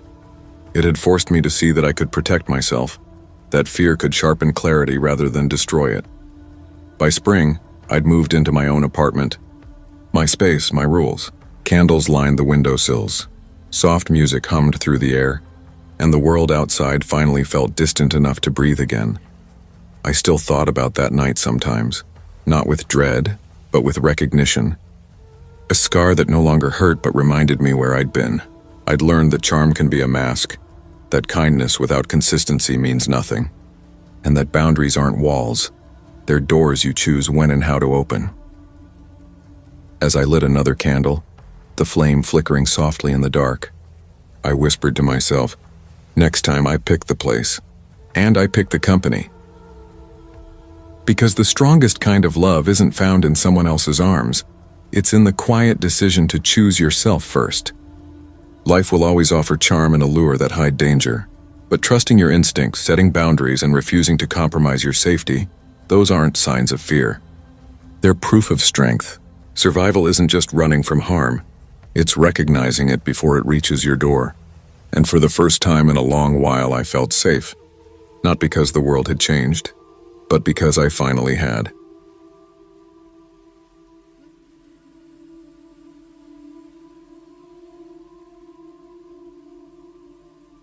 I've never been good at trusting people, especially strangers. It's not paranoia, it's experience. Years of quiet routines, empty Friday nights, and online conversations that died right after the "How was your day?" phase had taught me something brutal. Most people like the idea of you, not you. Meeting Julia Caney felt different. Or maybe I just wanted it to. I first saw her at a company networking event. She stood in the corner laughing at something someone said, her smile bright and magnetic in a way that drew people in without trying. When her eyes caught mine, she didn't just glance away. She walked straight over, introduced herself, and just like that, she was in my head for days afterward. The rhythm of her laugh, the way her eyes crinkled when she smiled, the warmth in her voice. 2 weeks later, she asked if I wanted to have drinks at my apartment. Normally, I'd never do that. Meeting a near stranger alone in a private space? No, but I told myself to stop hiding behind fear. She's just Julia, I thought. Keep your guard up, but try. I spent hours that evening cleaning every corner, lighting autumn candles and curating a soft jazz playlist that made the air itself feel warm. When she arrived, my pulse wasn't nervous, it was expectant. She stepped inside, eyes sweeping over everything. "Wow," she said softly, inhaling. "Your place smells like fall, cozy." I smiled, tripping slightly over my words. "Thanks. I wanted it to feel welcoming." We settled on the couch, city lights flickering through the window, glasses of red wine in hand. She told me about her travels, her favorite authors, her job. I found myself sharing stories I hadn't told anyone in years. We laughed easily. For the first time in a long while, the world outside my walls didn't feel so distant. Maybe trust wasn't a fool's game after all. Then my phone buzzed, my sister checking in as usual. I answered briefly, whispering reassurances that I was fine. When I hung up, Julia's expression had shifted. The warmth in her eyes had cooled. "Why'd you answer her?" she asked, voice barely above a whisper. "Shouldn't we be focused on each other?" I laughed lightly, though my throat felt tight. It was just a quick check-in. She worries too much. Her smile didn't return. Something flickered in her gaze, sharp, assessing. I brushed it off, trying to pull the mood back, to convince myself her reaction was nothing. We talked more, laughed again, but the energy had changed. Later, as we refilled our glasses in the kitchen, she started talking about boundaries. Her tone was calm, but there was something off about it. Too firm, too practiced. She mentioned spending a year in a mental health facility, describing strict routines and rules that were, in her words, non-negotiable. It wasn't the confession itself that unnerved me. It was the intensity behind it. The way her words felt less like openness and more like a warning disguised as trust. Then it happened. She stepped closer, the shift sudden enough to make my breath catch. "Shelley," she said, her voice low and tight. "Why do you keep distracting yourself?" Before I could respond, she gripped the counter.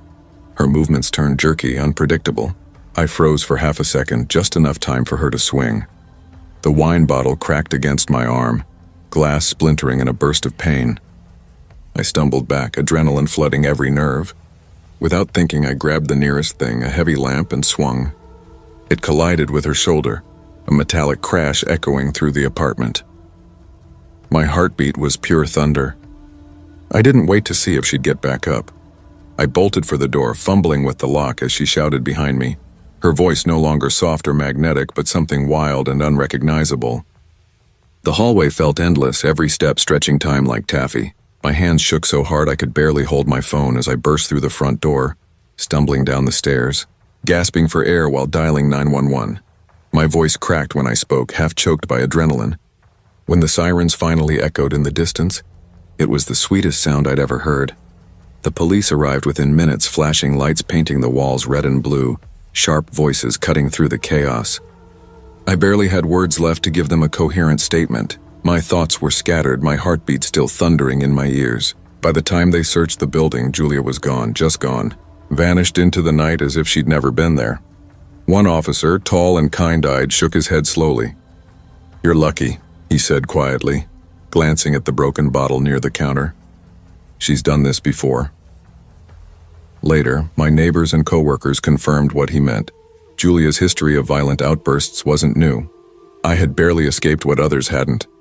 That realization hit me hard. That night, lying in the guest room at my sister's apartment, I stared at the ceiling, too wired to sleep. The smell of her lavender candle made me nauseous because it reminded me of the ones I'd lit earlier, trying to set a perfect mood. Safety suddenly felt like an illusion, thin, breakable, easily stolen. My mind replayed everything. The way Julia's tone had changed mid-sentence, the look in her eyes before she swung, the sudden shift from warmth to something cold and feral. I realized how quickly comfort can turn into a trap. In the weeks that followed, I became someone new, someone cautious. I moved to a new apartment across town, smaller, quieter, easier to secure. Every night, lights stayed on until dawn. I double-checked the lock, set alarms, silenced my phone before bed. My life became a collection of small defenses. At first, it felt like my world had shrunk, like I was living behind invisible glass. But those boundaries, the ones I used to think made me lonely, now made me feel alive. Safe. When I finally opened the dating apps again, months later, I did it with a different mindset. I read every profile twice. I asked questions that tested honesty. I insisted on video calls before meeting. My instincts had saved me once. I promised myself I'd never ignore them again. Coffee first, daylight, public spaces, no exceptions. I learned to value consistency over charm, patience over passion. By spring, I found myself smiling again, carefully, but genuinely. My heart still bore scars, but they were reminders, not open wounds. I wrote down a simple mantra and taped it to my mirror. Keep the doors open, but the windows locked. It meant I could still welcome people into my life without surrendering safety. That trust didn't have to mean vulnerability without protection. Fear hadn't defined me, it had educated me. And maybe that was the point. Because people like Julia exist, those who blur the line between affection and control, laughter and menace. And survival, I realized, isn't about never being hurt. It's about learning to listen when your instincts whisper what your heart doesn't want to hear. Trust must be earned, never assumed. Charm can be a weapon. Boundaries are not optional. Safety and self-respect come first. Listening to your gut isn't fear, it's wisdom. And sometimes, that wisdom is the only thing standing between you and the dark.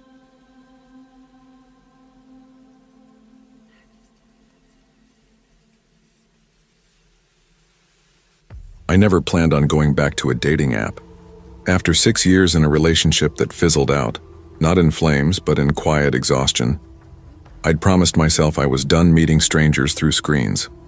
But loneliness doesn't always announce itself. It sneaks in, soft and convincing, whispering that maybe, just maybe, it's time to try again. My best friend Jenna had been on me for months. "Just try it," she said one night over takeout. "You might be surprised." I rolled my eyes, but that Sunday evening, with the TV murmuring in the background and a half-empty glass of wine beside me, I gave in. I downloaded the app, filled in the bare minimum of details, and started scrolling. Most of the profiles blurred together, men with the same half-posed selfies, the same "I love adventures" captions, the same smirks filtered into oblivion. Then one stopped me. Ethan Parker, 30 barista, amateur photographer. His photos weren't overproduced, one of him laughing with a camera strap around his neck, another of him holding a latte with a heart-shaped foam design. His bio was short but funny: professional overthinker, part-time pizza enthusiast, cappuccino magician, self-proclaimed. I smiled before I realized it. Without overthinking, I swiped right. Seconds later, my phone buzzed. It's a match. The week that followed felt unexpectedly easy. We started with harmless banter about coffee art disasters and playlists for lazy Sundays, then drifted into more personal things: family quirks, awkward childhood memories, the kind of conversations that make you feel like you're gently peeling back layers. By Friday, meeting him in person didn't feel like a risk. It felt like the natural next step. I stood in front of my mirror for too long that evening, settling on a soft green dress and my favorite white sneakers. Something that said I'm trying, but not too hard. The rooftop bar he suggested was downtown, small but charming, with fairy lights strung overhead and a slow jazz playlist that hummed through the night. I got there first, ordered a gin and tonic, and picked a table near the railing so I could see the skyline. He arrived 20 minutes later, slightly breathless, holding a bouquet of daisies. "Hey," he said with an easy grin, "you're even better in person." I laughed, caught off guard. "Thanks. You're not so bad yourself." He slid into the seat across from me, setting the flowers aside. Daisies felt right. They don't try too hard either. I laughed again, the sound coming out more genuine than I expected. The conversation flowed easily. We traded stories about ridiculous past jobs, mine at a pet store, his at a mall kiosk selling phone cases. He had that kind of charm that didn't feel practiced. For a while I forgot I was sitting across from a stranger. But then little things began to snag on my attention. When I mentioned my drink was too strong, he reached across the table a bit too eagerly. "Here, I can hold that for you," he said, his fingers brushing mine. I smiled politely, withdrawing my hand. "I've got it, thanks." He laughed it off, but his eyes lingered a second too long. Something in the pit of my stomach tightened. I told myself not to overreact. It was just nerves, first date jitters, nothing more. After another round of drinks, Ethan leaned forward. "Want to move to a quieter spot? Closer to the edge, maybe? Less noise, better view." His tone was soft, but something about the way he said "less noise" made me hesitate. The corner he pointed to was dim, half hidden by potted plants, a stretch of railing that overlooked the street below. "I kind of like the lights here," I said carefully. He chuckled, not quite amused. "Come on, I don't bite, promise." It was meant to be a joke, but it landed wrong. My instinct told me no, but I followed anyway, telling myself to stop being paranoid. The city below shimmered, and for a moment I let the beauty of it distract me. Then Ethan's questions started shifting. "So where do you live exactly? Uptown, Midtown?" I hesitated. Sort of between both," I said vaguely. He tilted his head, studying me. "Who else knows you're out tonight?" The question was too sharp to be casual. My stomach dropped. I tried to laugh it off. "Why, planning to tell on me?" He smiled, but it didn't reach his eyes. "Just curious. You seem private." "I guess I am," I said evenly. "That's not a bad thing, right? Not unless you've got something to hide." He said it lightly, but it made my chest tighten. I took a small sip of my drink to cover the silence. The next few minutes dragged. His compliments grew strange, backhanded, almost mocking. "You've got this reserved thing going on. Kinda makes you hard to read," he said. But that's probably how you keep people guessing. I forced a laugh. Or maybe I just like to listen. He smiled, leaning closer. I bet you're one of those people who look calm even when they're scared. Something about the way he said scared made my pulse throb in my throat. When he insisted I try a drink he ordered, I shook my head. No thanks, I'm good. His smile faltered. It's just a drink. I know. I'm just not feeling another one. For a second, I thought he might argue. Then he leaned back, muttering, "Suit yourself." The night had turned cold, and I used that as my excuse to leave. It's getting late. I should probably head home. Ethan frowned. Come on, don't go yet. We're just getting started. There was a low edge to his voice now, something insistent that wasn't there before.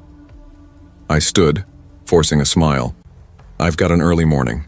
He didn't move right away. His eyes tracked me like I was something slipping out of his grasp. Then finally he stood too. At least let me walk you out, he said. But the way he said let me wasn't a question.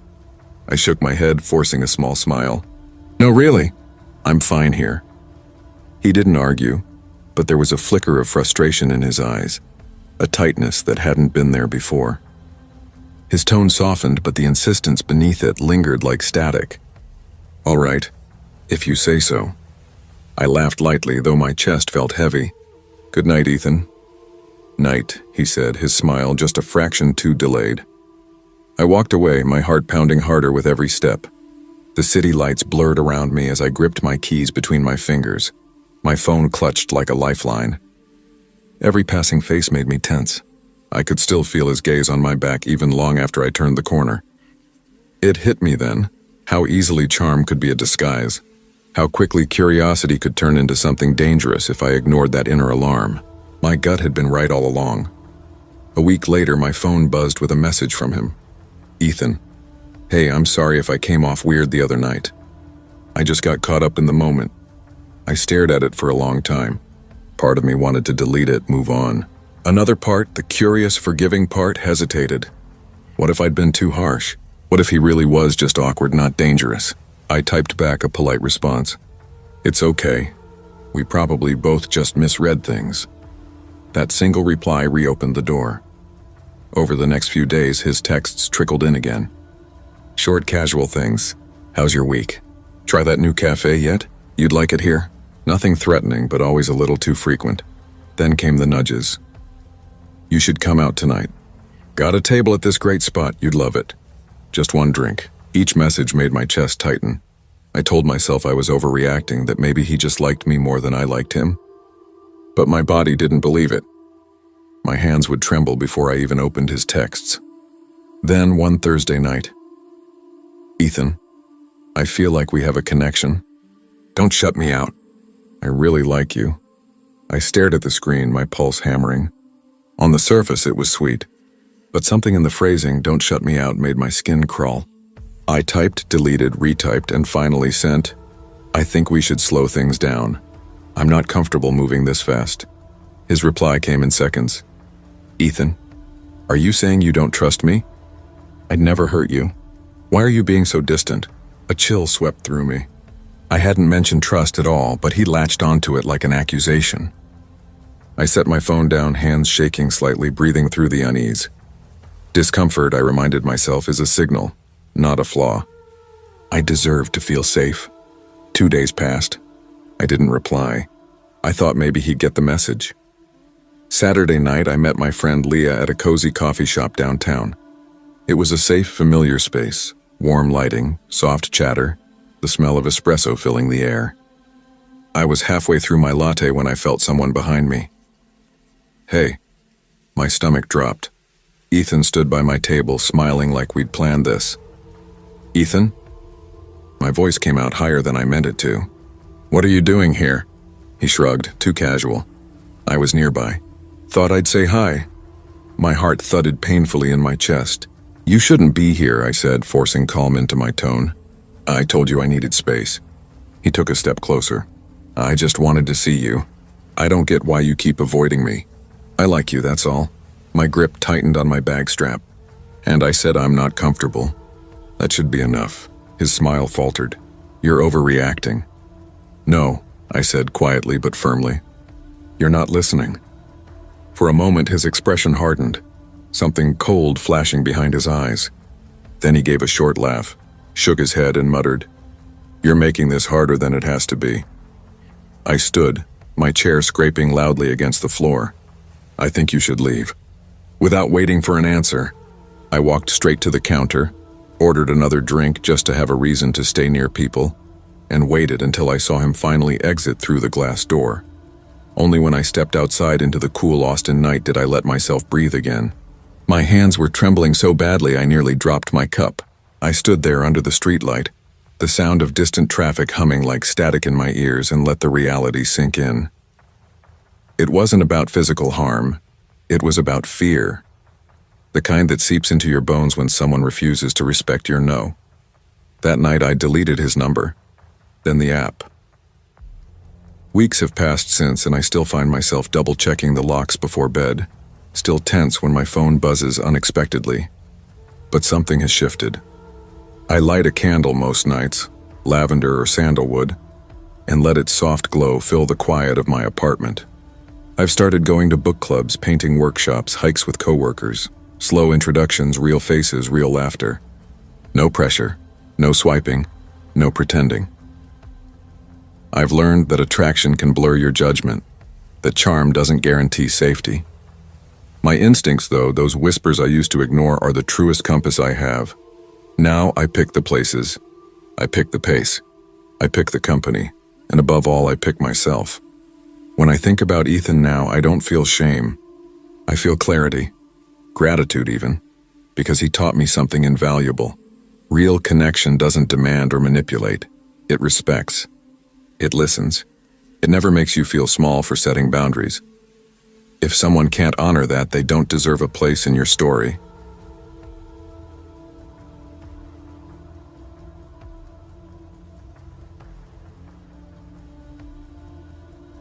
I never thought I'd feel powerless standing on the sidewalk outside my best friend's apartment, but that night I did. My heart was pounding so hard I could feel it in my throat, my palms slick with sweat, my thoughts looping through every warning I'd ever given myself about Connor Reed. Giselle. Monroe and I had been inseparable since college, two awkward freshmen thrown together in a cramped dorm on the edge of campus. She had this fire about her, fearless, brilliant, stubborn in a way that could drive you crazy but also make you love her for it. I was the opposite. Careful, cautious, the kind of person who double-checked locks and followed rules just to feel safe. When we met Connor, I didn't like him. There was something in the way he looked at her, too focused, too sure, like he wasn't seeing her but the idea of owning her. I couldn't explain it without sounding paranoid. Giselle brushed me off every time I brought it up. "Shawnee, he's just passionate," she'd laugh, rolling her eyes. "You overthink everything." I wanted to believe her. I really did. But as the months turned into years, the truth bled through. The midnight calls, the constant texts, the way he'd show up outside her classes or bump into her at places he had no reason to be. Connor didn't love her, he possessed her. And when she finally broke it off, I felt a strange mixture of pride and dread. Pride that she'd finally stood up for herself. Fear that he wouldn't let her go. He had a reputation for drama, and the morning after she ended things, she was already trembling. I promised myself I'd keep an eye on her, make sure she stayed safe. That night I followed her from a distance just to make sure she made it home. The street was quiet, summer air heavy and damp, the smell of rain-soaked asphalt and wet maple leaves clinging to everything. She had her headphones in, humming along softly, lost in her own thoughts. Then I saw him. Connor was standing near the corner, half hidden in the shadows, his face faintly lit by the flicker of a streetlight. His eyes never left her. My chest locked up. I wanted to yell, to run, to pull her back. Giselle noticed him a second later. She froze mid-step, her body tensing like a wire pulled too tight. "Connor, please," she said, her voice trembling but steady. "I told you, it's over." He stepped forward, hands shaking.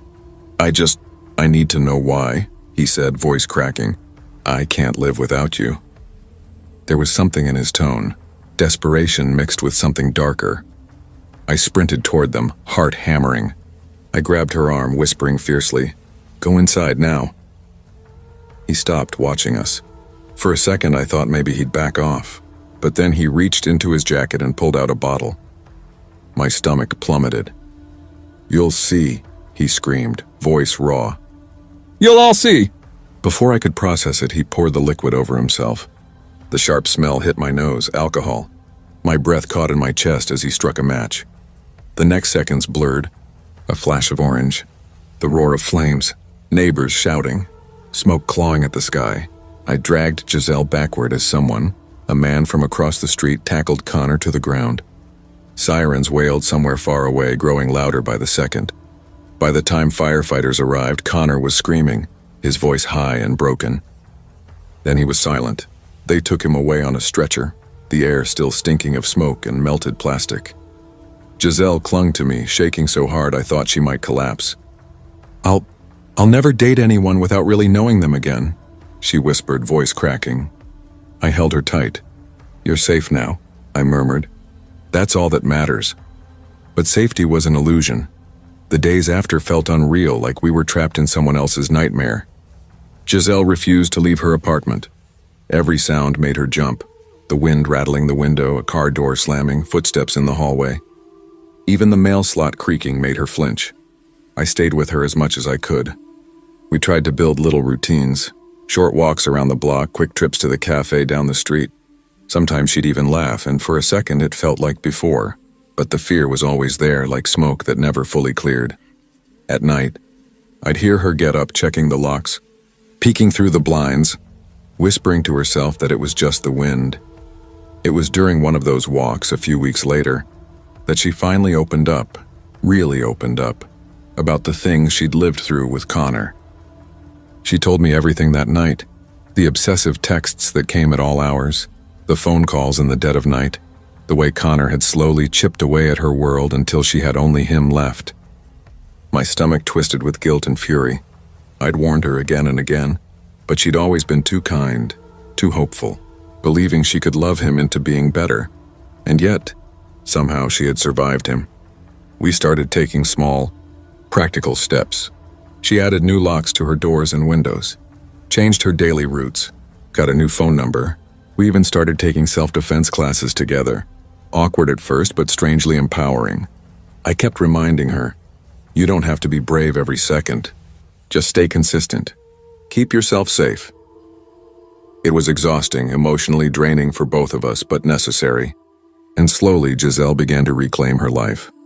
At first, it was small things.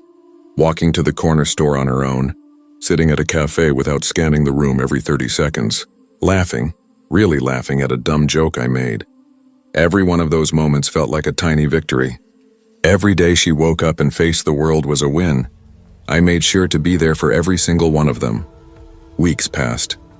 The panic eased, though the scars didn't vanish. Her fear didn't disappear, it just changed shape.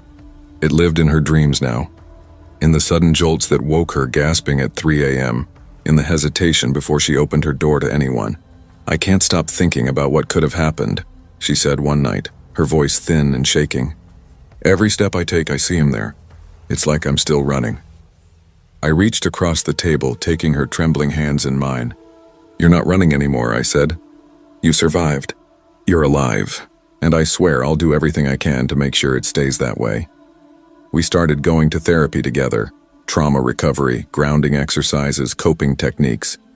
The therapist encouraged Giselle to journal, to write every fear, every intrusive thought until she could look at them without flinching. Some nights I'd hear her scratching words into her notebook until dawn. Other nights she'd sleep peacefully for the first time in months. By early fall I could see the change in her. Her shoulders weren't always tight. She smiled more. She walked with her head up again. We went out to cafes, to late-night movies, even to small gatherings with old friends. Every laugh felt like a tiny rebellion against the shadow Connor had cast. One evening we were walking home beneath the glow of streetlights, the air crisp with the smell of fallen leaves. She stopped suddenly, looking up at the night sky. "I think," she whispered almost to herself, "I think I'm finally ready to live again." I smiled. "You've been living, Giselle," I said quietly. "You just didn't realize it yet." Months later, she was almost herself again, or maybe a stronger version of who she'd been before him. She started dating carefully this time. No rushing, no blind trust. She laughed easily, spoke freely, but always with the quiet wisdom of someone who had seen darkness and learned from it. One night, we sat on her balcony, a soft breeze moving through the leaves, city lights flickering below us. The air was calm, the kind of calm that used to feel impossible. Giselle turned to me, her voice barely above a whisper. "I wouldn't have made it without you." I shook my head, smiling faintly. You would have. You just needed someone to remind you how strong you already were.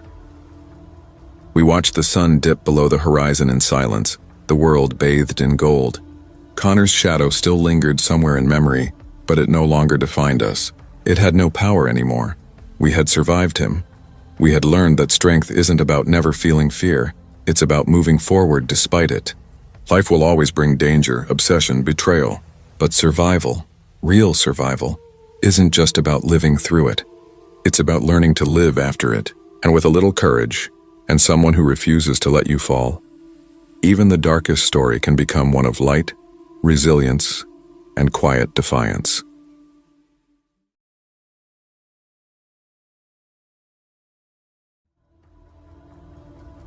I never imagined fear could break me the way it did that night, but it did. My name is Landon Price. I was 21 then, just barely holding my life together. My father had walked out when I was 12, and my mother had worked herself to the bone just to keep food on the table. By the time I made it to college in Seattle, debt was already chewing through me like rust through metal. Rent was overdue. My part-time grocery job could barely cover ramen and bus fare. Some nights I'd skip meals so I could afford used textbooks that still smelled faintly of someone else's highlighter. That's why, when I saw his profile, I didn't swipe left. Dorian Vance. Age 42 bio, seeking someone loyal, $800 a weekly allowance. No intimacy, just companionship. His profile picture stopped me cold. He was dressed sharply, blazer and all, but his face was hidden behind a rubber mask. Deep wrinkles, sagging jowls, a grotesque old man's grin like melted latex left too close to a flame. It was bizarre, almost laughable, but something about it felt wrong. Off. Still, my starving brain didn't see the mask. It saw $800. I swiped right. The match notification popped up instantly. Then a message. Dorian, hello, Landon. I've been waiting for someone like you. Me, that's quick. Hi, Dorian. Dorian, I don't waste time. You want this to work, don't you? $800 a week. No strings. Just spend time with me. I remember staring at the screen, the blue glow reflecting off the eviction notice taped to my fridge back home. Final warning, scrawled across the top in red ink. I thought about my mother's swollen feet, the cough she'd been hiding on our last call. Me, you're serious? Just hang out? Dorian, exactly. A smart young man like you should be rewarded for his company. You won't regret it. My heart thudded in my chest. The silence of my tiny dorm felt heavier than usual. The hum of the mini fridge suddenly too loud. I typed before I could overthink it. Me. Okay, when do you want to meet? Our first meeting was in public, a rooftop bar overlooking downtown Seattle. Wind whipped through the space, carrying the smell of rain and citrus from someone's cocktail. When I saw him, my breath caught. Dorian was dressed immaculately. Dark coat, gloves, crisp white collar. And that same horrifying mask, not a medical one, not subtle. The mask from his profile, the drooping, aged rubber face, eyes pale and unblinking behind the holes. I laughed awkwardly, the sound small against the city noise. Is that a joke? He tilted his head, the gesture almost bird-like. It helps me stay myself, he said softly. You'll get used to it. He paid for everything without hesitation, drinks, dinner, even the rideshare that took me back to my dorm.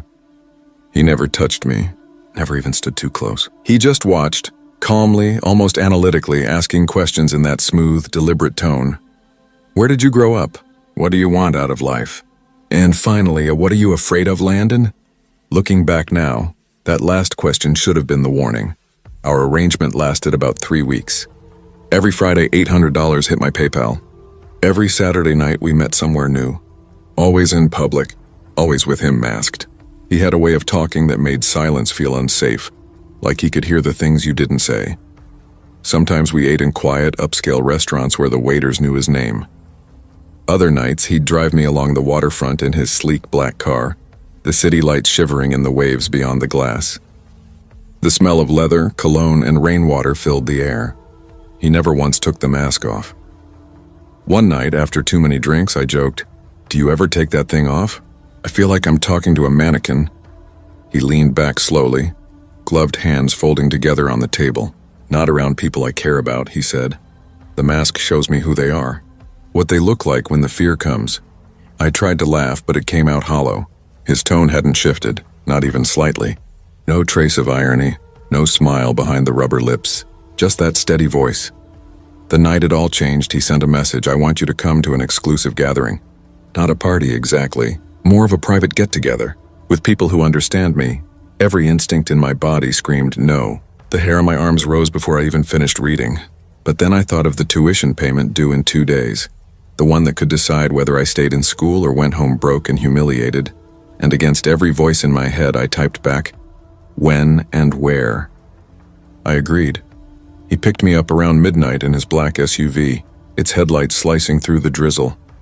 The hum of the engine was the only sound as we left the city behind. Skyscrapers and neon signs bled away into empty suburbs, then into the deep, silent woods north of Seattle. My reflection flickered in the passenger window, nervous, pale, uncertain. Every few minutes I glanced at him. The faint green glow of the dashboard made the rubber folds of his mask look alive, like they pulsed with breath. "Where are we going?" I finally asked, my voice small in the darkness. "You'll see," he said softly. "It'll be unforgettable." The way he said it made my stomach twist. The road narrowed, gravel crunching under the tires. Then through the trees I saw it, a massive house set back from the road, swallowed by shadows. Not a single light glowed in the windows. It didn't look abandoned, though. It looked waiting. When we stepped out, the night air was colder, thick with the smell of wet pine and something else. Iron, rot, and a sharp chemical tang that made my throat sting. Inside, the air was heavier still. The front door creaked open to a narrow hallway where only one bulb flickered, dim and sickly, pulsing like a heartbeat. The walls were lined with dark wood, warped with age. I stopped. My pulse was pounding in my ears. "Dorian, I don't feel right about this." His gloved hand came down on my shoulder, firm but almost tender. "Relax," he murmured. "You're safe with me." That was the last moment I felt safe. Something moved behind me, too fast to react. Hands clamped down on my arms and throat, dragging me backward. I screamed, twisting, kicking, but they were strong. At least 3 of them. My shoes scraped against the wood and I caught flashes, black coats, leather gloves, the glint of metal. They hauled me into a concrete room and forced me into a chair. Rope bit into my wrists, into my chest. My breath came in jagged gasps. "Dorian!" I shouted. "What the hell is this?" He stood calmly in the corner, the mask glowing faintly in the trembling light. His head tilted, patient, almost curious. "Let's begin," he said softly. Then the first burn hit. A white-hot pain tore through my arm as someone pressed a heated iron rod against my skin. The smell of burning flesh filled the air. My flesh. I screamed until my throat shredded, the sound bouncing off the concrete walls. My vision blurred with tears, but I could still see him. Dorian watching from the corner, silent. His head cocked like he was studying a painting. "Do you know why I wear this mask?" he asked, his voice calm over my sobs. Please stop." "Because it lets me see who you really are," he said, taking a step closer. "When the fear takes over." The hours that followed were pure hell. They didn't just torture me, they played with me. They gave me water, whispered that it was almost over, loosened one hand, then started again. The sound of metal scraping against metal. A hammer. Nails. When the first strike landed on my finger, my scream didn't sound human anymore. But worse than the pain were his eyes behind that mask. Empty. Hollow. Like he wasn't even alive beneath it. At some point, the room fell quiet. They left. Maybe they thought I was too broken to run, but adrenaline burns hotter than fear. I tugged at the ropes until they cut into my skin, twisting and wrenching until one wrist came free. Blood slicked my hands, but I didn't care. I pulled until I was loose. My bare feet slipped on the cold floor as I stumbled into the hallway. My breath came in wet gasps. Their laughter echoed faintly from somewhere deeper in the house. I moved toward the faint light near the exit. That's when I saw it, the mask. It hung on a hook by the door, just hanging there. But for a second I swore it moved. The rubber seemed to pulse, the eye holes flexing like it was breathing, watching me. My body shook uncontrollably. Still, I forced myself forward, grabbed the doorknob, and flung it open. The night air hit me like ice. My feet tore open on gravel as I ran. Every breath felt like glass slicing my throat. Branches whipped my face, blood mixing with tears. I don't remember how far I ran. Only the sound of my heart and the scream that wouldn't stop echoing in my head. By some miracle, I reached a gas station. The attendant froze when he saw me. Shirt soaked in blood, hands shredded. They called the police. At first, no one believed me. I saw it in their eyes. Crazy kid, drugs, maybe a setup. But then the medics cut away my shirt. They saw the burns, the cuts, the mangled fingers. The officer's face changed. "Tell me everything," he said quietly. So I did. Days later, they raided the mansion. When they found Dorian Vance, he was in his living room, music playing softly, swirling a glass of red wine. He was still wearing the mask. When they cuffed him, he turned toward me, and that's when I saw his real face for the first time. I expected a monster, but he looked normal. Young for his age, sharp jaw, clear skin, no wrinkles. But his eyes were exactly the same. Cold, hollow, inhuman. As they dragged him past me, he leaned close enough for me to smell the wine on his breath. "See you soon," he whispered. "He's behind bars now." Dozens of victims came forward after me, each one describing the same torture, the same mask, the same soft voice asking, "What are you afraid of?" His wealthy family is already twisting the system, hiring lawyers, calling him misunderstood. But I know what he is. Even now, when I close my eyes, I still hear the hammer hitting bone.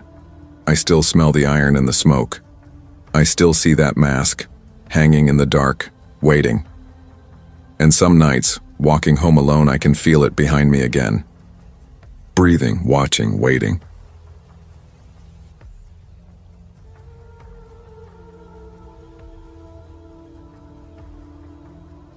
I never thought I'd actually go through with it.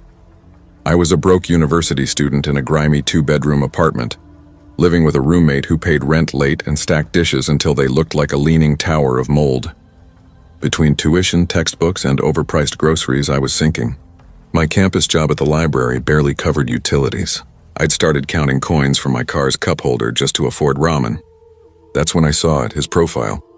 Not even an ad. A Tinder profile.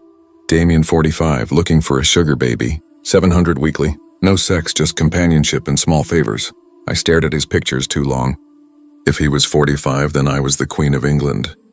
He looked maybe 30, clean cut, sharp jawline, dark hair combed perfectly to one side, almost too polished. His bio was short. No cheesy quotes, no shirtless bathroom selfies, no out-fishing grin like half the other guys. Just those words, $700 weekly, no sex. It screamed scam, or worse. But $700 was more than I made in a month. Against all logic, I matched with him. Almost instantly, a message appeared. "Damien. Hey there, sweetheart." I winced at that word. Sweetheart. It reeked of cheap cologne and the kind of men who touched your lower back without asking. But $700 was $700, and desperation drowned pride fast. Me. Hey. The chat started simple. He asked about school, about my major. I told him psychology, mostly survival, not passion. He said he ran his own business. I asked what kind. He dodged the question every time, said it kept him busy. His tone was too smooth. Every text was perfectly punctuated, like proofread before sending.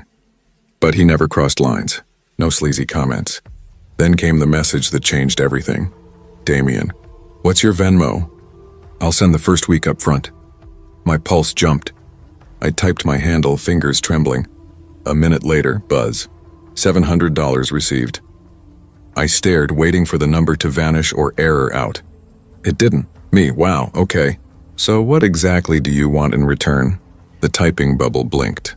Damien, just a few favors. Nothing inappropriate. Nothing that'll make you uncomfortable. Me, like what? Damien, the first one's simple. Pick up a package for me. Deliver it to my house. That's it, I almost laughed. It sounded like a bad movie setup. $700 to drop off a box. Me, from where? Damien, I'll send the address. I'd rather not do this through Tinder. Do you have a number I can text? My gut whispered red flag, but broke students don't have the luxury of common sense. I gave him my number. Seconds later, a text came through from an unknown number. Here's the pickup address. Here's my house address too. I'm not home, but there's a spare key under the blue flower pot by the door. Leave the package on the living room coffee table. Lock the door when you enter and again when you leave. I reread it 3 times. Weird, sure, but he wasn't luring me to a warehouse. Me, okay, on my way. As I pulled out of my driveway, my phone buzzed again. Damien, I'm serious. Lock the door both times. Don't forget. The phrasing made my stomach twist. The pickup house was in a dying part of town. Cracked sidewalks, flickering streetlights, weeds crawling up mailboxes. His address led me to a crooked chain-link fence, the gate hanging by a single hinge. The house looked abandoned, peeling paint, boarded windows. I almost turned around. Then a figure filled the doorway. He was huge, broad shoulders, arms sleeved in tattoos, his head brushing the top of the frame. You here for Damien's package? His voice was gravel, low and scraping. Yeah, I said, frozen on the sidewalk. Stay there. He disappeared inside. My heart pounded so hard I could hear it in my throat. The street was dead silent. No cars, no people. When he came back, he carried a small cardboard box, shoebox size, one corner darkly stained. Pop your trunk, he said. I did. He set the box in carefully and shut it with a dull thud. There you go. Thanks, I managed. Inching toward my car door, he paused, squinting like he was deciding something. One more thing. My hand froze on the handle. Watch out. I didn't reply. I got in, slammed the door, and drove. Damien's house was the opposite of that pickup shack, a mansion with perfect stone pillars, trimmed hedges, and a yard so green it looked painted on. I grabbed the package from my trunk, found the flower pot key exactly where he said it'd be, and stepped inside. The air hit me first, thick with expensive cologne and something faintly metallic. The furniture gleamed under the recessed lighting. Carved mahogany, velvet cushions, glass polished until it vanished. Everything screamed money, but too perfectly, like a museum pretending to be a home. I set the package on the coffee table. That's when I heard it, a phone ringing somewhere inside. I froze. Then my own phone buzzed. Damien. Don't answer any calls that aren't from Marvin. My breath caught. What? I whispered to no one. The ringing continued, muffled but steady. Against my better judgment, I followed it down a hall into an office. On the desk, a phone, screen glowing. Incoming call. Damien. My chest constricted. I backed out slowly, left it ringing, and bolted, locking the door behind me as if that could seal whatever that was inside. That was just the first errand. The weeks blurred together after that. Drive a BMW to a park, leave it, pick up another car, meet a man named Julio at a diner, collect a locked briefcase, deliver it to a rotting house on the south side, sit with Julio for hours waiting, while Damien texted updates that made no sense but paid instantly, Venmo transfers every dollar exact. By the end of the month, I'd made $3,500. The fear dulled under the weight of that number. It was terrifying, yes, but addicting. Then one night my phone lit up at 12:04 a.m. Damien, I need you to stay at my house tonight. 1,000, my stomach dropped. Me, why? Damien, just follow the rules. The list will be on the dining table. Don't break them. You'll be safe. I told myself it was fine. Just one night. Just money. The house looked the same. Perfect. Too perfect. I let myself in and found the note on the dining table. Handwritten. A crystal glass holding it. Down. Rules. Lock the door when you enter. Only answer calls from Marvin. Do not turn on any faucets between 9:00 p.m. and 11 p.m. Do not open the door for anyone after 10 p.m. No matter what they say. If the hallway closet is open, sleep in the library. If it's closed, any bedroom is fine. The gardener comes at midnight. If he knocks on the windows, hide. Turn the TV to static and let it play all night. Do not forget this. Help yourself to the fridge. Payment in the morning. Good night. I read the list 3 times. My skin prickled. These weren't just rules, they were rituals. At 8:50, I brushed my teeth. The hallway closet stood open. Library it is. I locked every door, curled up on the velvet couch, the TV hissing static in the background. At 10:16, the doorbell rang. "It's the police." "Open up." I froze. "It's urgent. Open the door or we're coming in." Rule 4 echoed in my skull. Do not open the door. I stayed still, barely breathing. Silence. Then another ring. "It's Damien. Let me in." My blood turned to ice. He had a key. Why would he need me to open the door? For the next hour, the bell rang, voices shifting, pleading, demanding. None of them right. None of them real. Eventually, exhaustion dragged me under. When I woke, pale light filtered through the curtains. The smell of coffee wafted from the kitchen. And there he was, Damien, flipping eggs like it was any normal morning. "Morning," he said, casual, friendly. I forced a smile. He looked exactly like his photos. Too exactly, every detail sharpened, uncanny. I ate quickly, muttered something about class, and left. My hands shook the whole drive home. When I unpacked, I found the rules folded neatly in my jacket pocket. I didn't remember taking them. I reread them, heart hammering, then turned my TV to static and left it hissing all night. Do not forget this. I hadn't. My phone buzzed. Venmo $1,000 received. Then another text, "Damien, I'm not in town right now.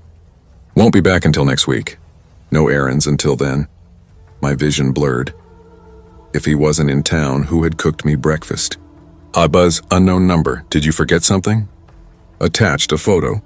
Damien, or whoever he was, standing in front of a TV filled with static. Then another image, my apartment building, my window. Watch out. I didn't sleep. Every creak in the walls felt alive. Every gust against the window made me flinch. I kept my phone clutched tight, waiting for another message.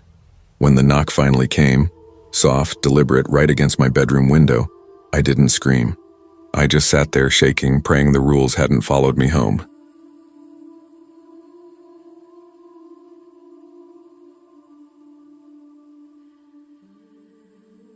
I was 22 when it happened. I wasn't naive, just desperate. Life had already shown me how cruel it could be. Bills piled like bricks I couldn't climb over, and my part-time cafe job barely kept me alive, let alone covered rent. My parents were in another state, drowning in their own problems, so asking for help wasn't an option. I remember sitting on my bare mattress one night, staring at my cracked phone screen, wondering how people my age were sunbathing in Cancun while I was eating ramen 3 nights in a row. That's when the thought crept in. Sugar daddy. It sounded absurdly easy. There were entire forums, TikToks, even podcasts where girls laughed about old men paying for their rent, their shoes, their tuition. "You don't even have to do anything," one girl giggled in a video. "They're just lonely. They'll pay for your company." Lonely. Paying. Company. Those 3 words wedged themselves deep in my brain. That night, after hours of scrolling, I joined a site I'll call Elite Arrangements. I built a profile. College student. Sweet, fun, looking for mentorship and companionship. Discreet. I uploaded 2 selfies. Flattering, not suggestive. Enough to look real. Within a day, my inbox exploded. Older men offering allowances for fun times. Some blunt, some pitiful, some that made me want to scrub my skin raw. But one message stopped me. Username Mr. Gray 7. His tone was calm, polite, eerily normal. "Hi Jenna," it read. "You seem genuine, and I like that. I'm not looking for anything seedy, just dinner, conversation, someone to confide in. I can help you financially. No pressure, no strings. Coffee first. Public place. My treat." I stared at his photo. Mid-50s, maybe early 60s, salt and pepper hair, expensive suit, a smile that teetered between warmth and calculation. His bio said he was a business consultant. Divorced, no kids. He looked safe. Or as safe as someone like him could look.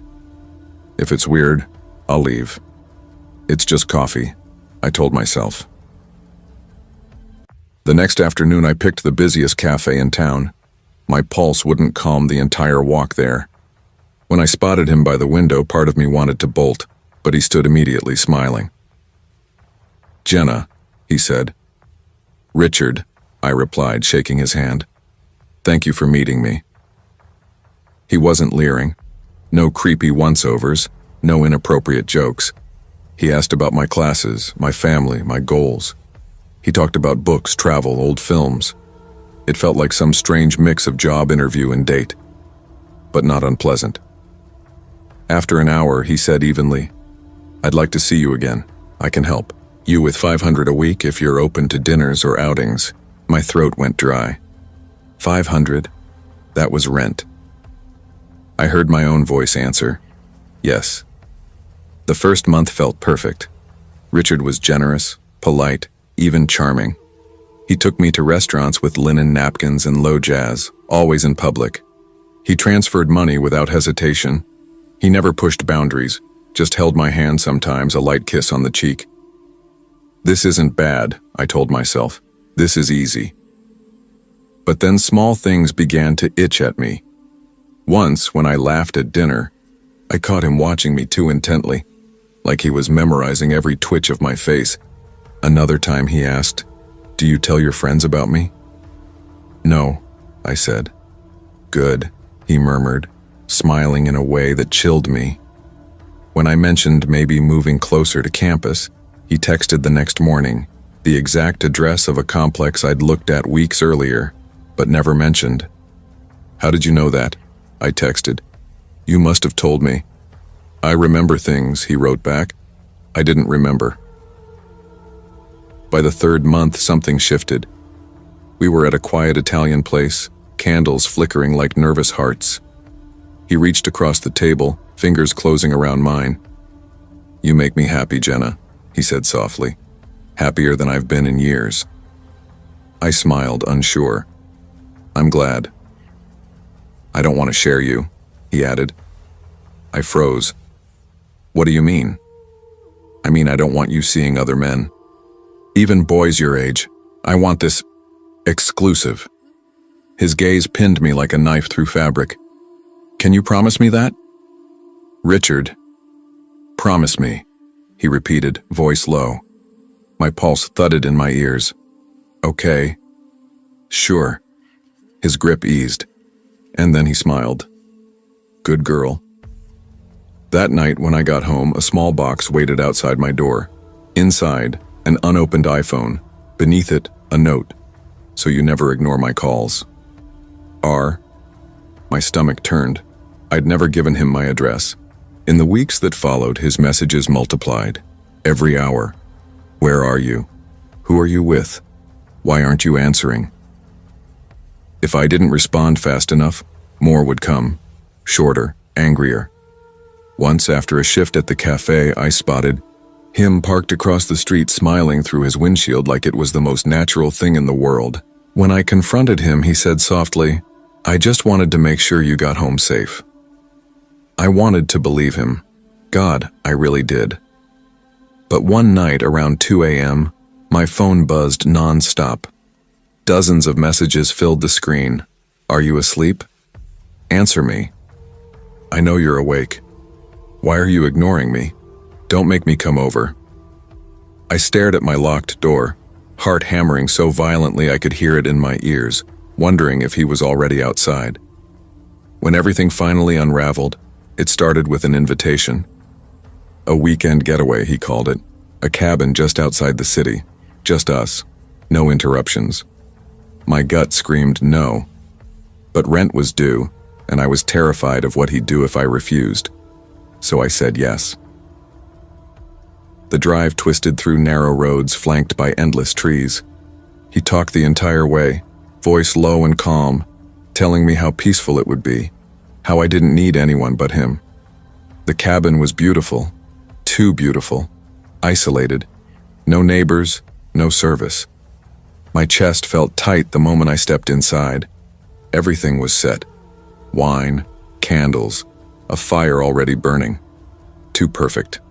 Too prepared. During dinner, he poured me wine. I lifted the glass to my lips but barely tasted it. Do you love me, Jenna? He asked suddenly. I almost choked. Richard, this isn't love. His smile faltered. "It will be," he said. "You'll see." Later, when he went to the bathroom, I checked my phone again. No bars, no help. That's when I noticed a door at the back of the cabin, locked. When he finally fell asleep, I searched quietly, hands shaking, until I found a small key in his jacket pocket. The door creaked open. Inside were photographs, hundreds. Me walking to class, me at the cafe, me in my apartment lobby, me asleep in bed. My blood iced. I staggered back, clapping a hand over my mouth.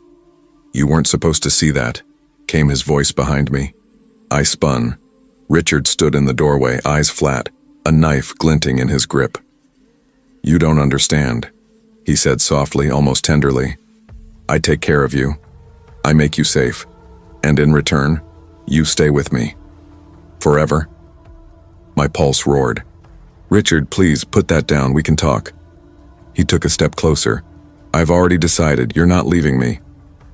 Adrenaline snapped through me. I grabbed the nearest thing, a heavy wine bottle, and swung. It shattered against his arm. He screamed, "Drop the knife." I bolted. Out the door, into the trees, barefoot, freezing. Branches sliced my skin as I tore through the dark. I didn't look back. When headlights finally appeared on the road, I stumbled toward them, sobbing. A truck slowed, the driver's face horrified. "Jesus, are you okay?" "Please," I gasped. "Help me." Police raided the cabin that night. They found the photos. They found a box under his bed, locks of hair, scraps of clothing, pieces of me. Maybe others too. Richard was arrested. I never saw him again. I moved, changed my number, deleted every account tied to that world. But even now, some nights, I wake certain someone's watching me. I still check the windows, expecting his face in the dark. And when my phone buzzes unexpectedly, my stomach drops, because part of me knows if he ever gets out, he'll come looking for me again.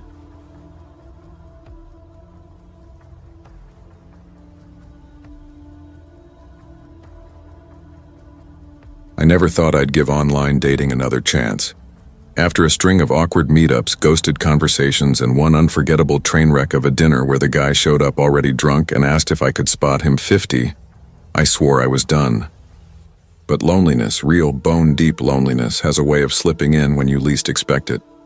My name's Lena Graves. I'm 26 and live alone in a small apartment near the harbor in Portsmouth, New Hampshire. Nothing fancy, peeling paint, thin walls, a leaky faucet, but it's mine. Just me and my cat, Juniper. I work as a copy editor for the Portsmouth Chronicle, a job that barely covers rent but at least keeps me busy. My friends have drifted into their own lives, married, pregnant, overworked, and somewhere between quiet dinners and Netflix nights, the silence in my apartment started to feel heavier.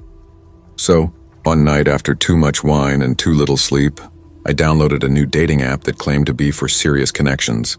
Usually, that translated to middle-aged men flashing watches, yachts, and promises. I laughed, scrolled, and almost deleted it until I matched with him. Marcus Holloway. 42. His profile felt different. No gym selfies. No filtered smiles. Just crisp photos. Him in tailored suits. A black Labrador at his side. A restaurant table gleaming with wine glasses. He had sharp cheekbones, dark hair streaked with silver, and eyes that looked right through the lens. There was something about that gaze, unsettling yet magnetic. His message came almost instantly. "You're stunning. I'd like to take you somewhere nice." No games, no pressure, just dinner and conversation. I should have ignored it. Every instinct told me to, but I didn't.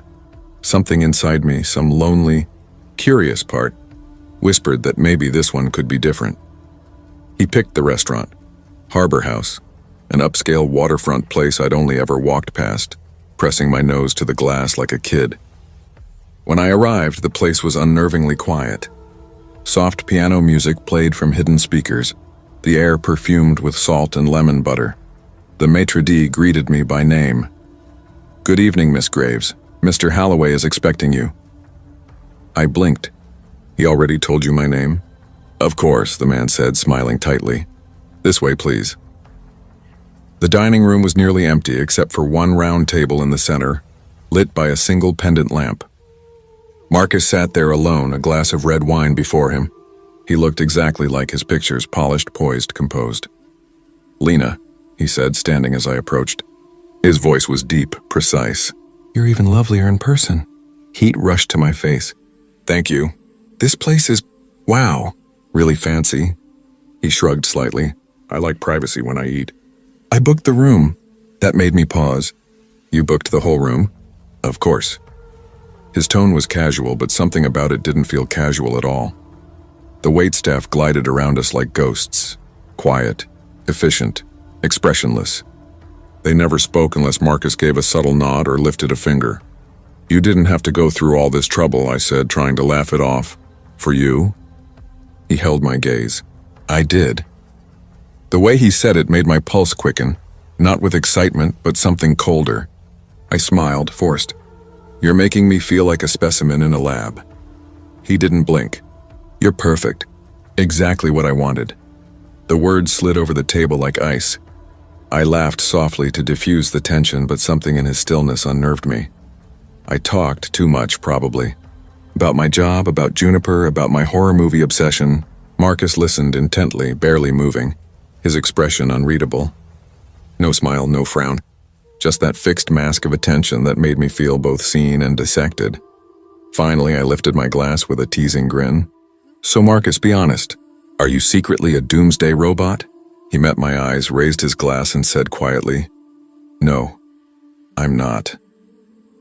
The answer was so literal it made me laugh, though something about his tone lingered. Dinner ended sooner than I expected. He paid in cash, crisp, immaculate bills that looked like they'd never passed through human hands. I don't know why, but that small detail made my stomach twist. When we stepped outside, the night air was damp with sea breeze and mist. I surprised myself by asking, "Would you like to come over?" His reply was instant. "Yes, I'd love that." He followed me to the lot where his sleek black car gleamed under the streetlight. I hesitated, then said, "Actually, let's take mine." My sedan looked pathetic next to his, but I needed that control, however small. He didn't argue, just opened the passenger door and settled in. His movements were smooth, deliberate, too deliberate. During the drive, I kept stealing glances at his hands folded neatly in his lap. They were pale, cool when I brushed against them, almost stiff. Not lifeless, just restrained. We kissed outside my apartment door. His lips were soft but calculated, every motion measured. It was the kind of kiss that felt studied, like he'd practiced it 1,000 times on air. Then suddenly, flash. A burst of white light flooded the porch. I gasped and jerked back. "What the hell? Who's that?" Marcus didn't even flinch. He turned his head slowly toward the light and said, calm as ever, "That's what I'd like to know." I looked up and froze. Standing in the doorway across the hall was Mr. Rowan, my neighbor. Late 60s, soft belly, hair thinning like snow on stone. He'd always been there, hovering near his apartment door, pretending to check his mail or sweep the floor whenever I passed. But now he wasn't pretending. He was standing perfectly still, a flashlight pointed straight at us. Its beam cut through the dark like a blade, landing squarely on Marcus's face. "Jesus," I muttered under my breath. "Ignore him. He's just weird." Marcus didn't respond, but the way Rowan's eyes locked onto him made my stomach twist. This wasn't simple nosiness. He wasn't watching me. He was studying him, the way Marcus had studied me all night. Inside my apartment, Marcus's voice was calm but firm. "Turn the lights off." The words weren't a suggestion. They were a command, quiet but absolute. I hesitated. "It's kind of late for—" "Please." Something about the tone made my body obey before my brain caught up. I switched off the lamp. Darkness swallowed the room, broken only by the faint amber glow seeping through the blinds. Marcus's hands found my waist. His touch was cool, deliberate, almost rehearsed. He spun me around, playful on the surface but precise. Too precise. His movements felt engineered, like choreography rather than passion. When we fell into bed, it was raw, consuming, disorienting. He was strong, inhumanly strong, but controlled every motion exact. I drifted off in his arms, exhaustion and unease wrapping around me like twin vines. Then came the creak. I opened my eyes. My apartment was tiny, so every sound had a weight to it. Pipes groaning, walls shifting, but this was different. Slow, deliberate. Footsteps. "Marcus," I whispered, shaking him gently. He didn't move. His breathing was steady, unnaturally even, like the rhythm of a machine. The doorknob turned. A sliver of light spilled through the crack, cutting across the floor and onto the bed. My heart slammed against my ribs. Rowan stood in the doorway. His eyes were wild, and in his trembling hand glinted a knife. The light caught the blade, a thin shimmer of silver that made my skin crawl. "Mr. Rowan?" My voice cracked. He stepped in, face twisted, not just with anger, but terror. "Get away from him," he hissed. "Wait, what are you—" Before I could finish, he lunged. Marcus shot up instantly, like he'd been awake the whole time. The two collided with a sound that split the room. A violent animal struggle. Furniture toppled. The lamp crashed to the floor, shattering in sparks. I stumbled back, clutching the duvet to my chest. Rowan's knife plunged into Marcus's shoulder. I gasped, waiting for blood. But what came out wasn't red. It was black.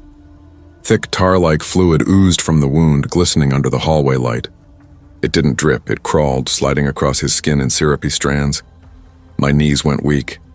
What the hell is that?" Marcus staggered. The light seemed to weaken him, draining him. His movements became jerky, sluggish, as if something inside him was misfiring. Rowan roared, a sound far too fierce for a man his age, and drove the knife again. Once in Marcus's chest, once into his eye. The second strike made a sound I'll never forget. A wet, mechanical crunch. Marcus fell back against the wall, then crumpled to the floor, limbs twitching once before going still. His face remained eerily calm, even in death. Rowan dropped the knife, panting hard, his face glistening with sweat. His eyes darted to me. Without a word, he reached into Marcus's jacket, pulled out a folded paper and tossed it toward me. My hands shook as I opened it. "Eliminate Lena Graves." For a moment, the world went soundless. "Me?" I whispered. Why me?" My voice broke. "Who are you?" Rowan's hand trembled as he lowered the flashlight. His voice came out cracked, uneven. "I'm your father, Lena. And that thing," he pointed at Marcus's lifeless body, "wasn't a man. He was sent to kill you." The words barely made sense. I stumbled after him barefoot across the hall. His apartment smelled of dust and stale coffee, but what I saw froze me completely. Every wall was covered with photos. Of me. Childhood birthdays. School pictures. Me at the fair with my mom. College graduation. Dozens I didn't even know existed. My mother's face appeared in several, smiling, alive. My throat closed. "How do you have these? Tell me everything. Who are you, really?" He turned slowly, guilt and exhaustion in his eyes. "I was part of an organization. A syndicate. We built things like him. Mechanical assassins designed to look human. When I tried to leave, they turned on me. Your mother went into hiding. They couldn't find me, so they came for you." I shook my head violently. No, this is insane." "You're insane!" He stepped forward, his voice softening.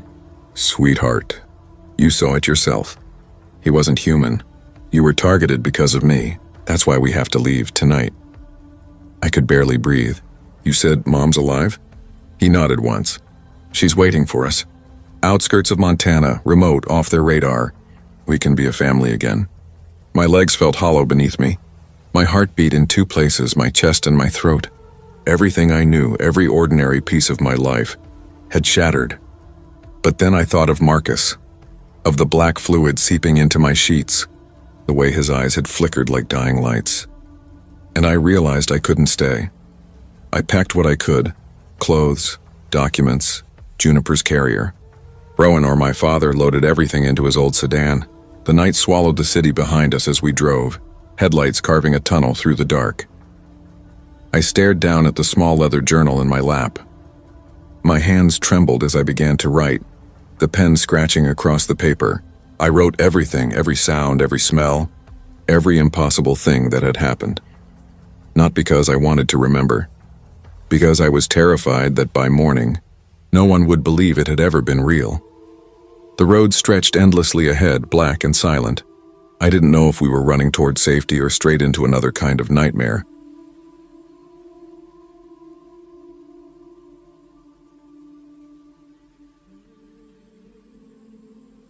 I never imagined a single swipe on a dating app could twist the trajectory of my life so completely.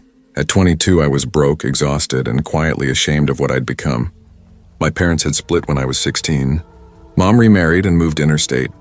Dad, once tender and warm, drank himself hollow until his voice over the phone was nothing but slurred apologies and bitter sighs.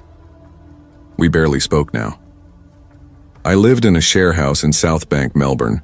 Cracked walls, mismatched mugs, a fridge that buzzed louder than the conversations that filled the kitchen. I worked long shifts as a barista by day, took night classes at uni, and convinced myself that all this grinding was temporary, that one day I'd be free. But the weight of overdue rent, half-paid bills, and that suffocating loneliness pressed harder than any promise of someday. One night, my roommate Mia leaned against the counter, swirling cheap wine in her glass. "Just get a sugar daddy, Harper," she said, half teasing. "Half the girls I know already do." I laughed, trying to brush it off.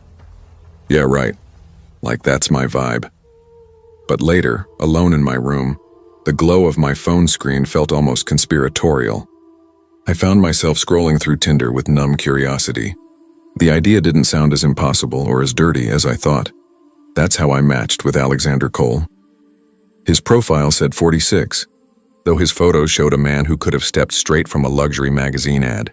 Tailored suits, silver hair slicked neatly back, sharp blue eyes, a smile carved for confidence. His bio was simple, looking for someone special to spoil. No pressure, no games. When his message came seconds after I swiped right, "Hello, Harper. You have the kind of smile that could light up a room. Would you let me take you to dinner?"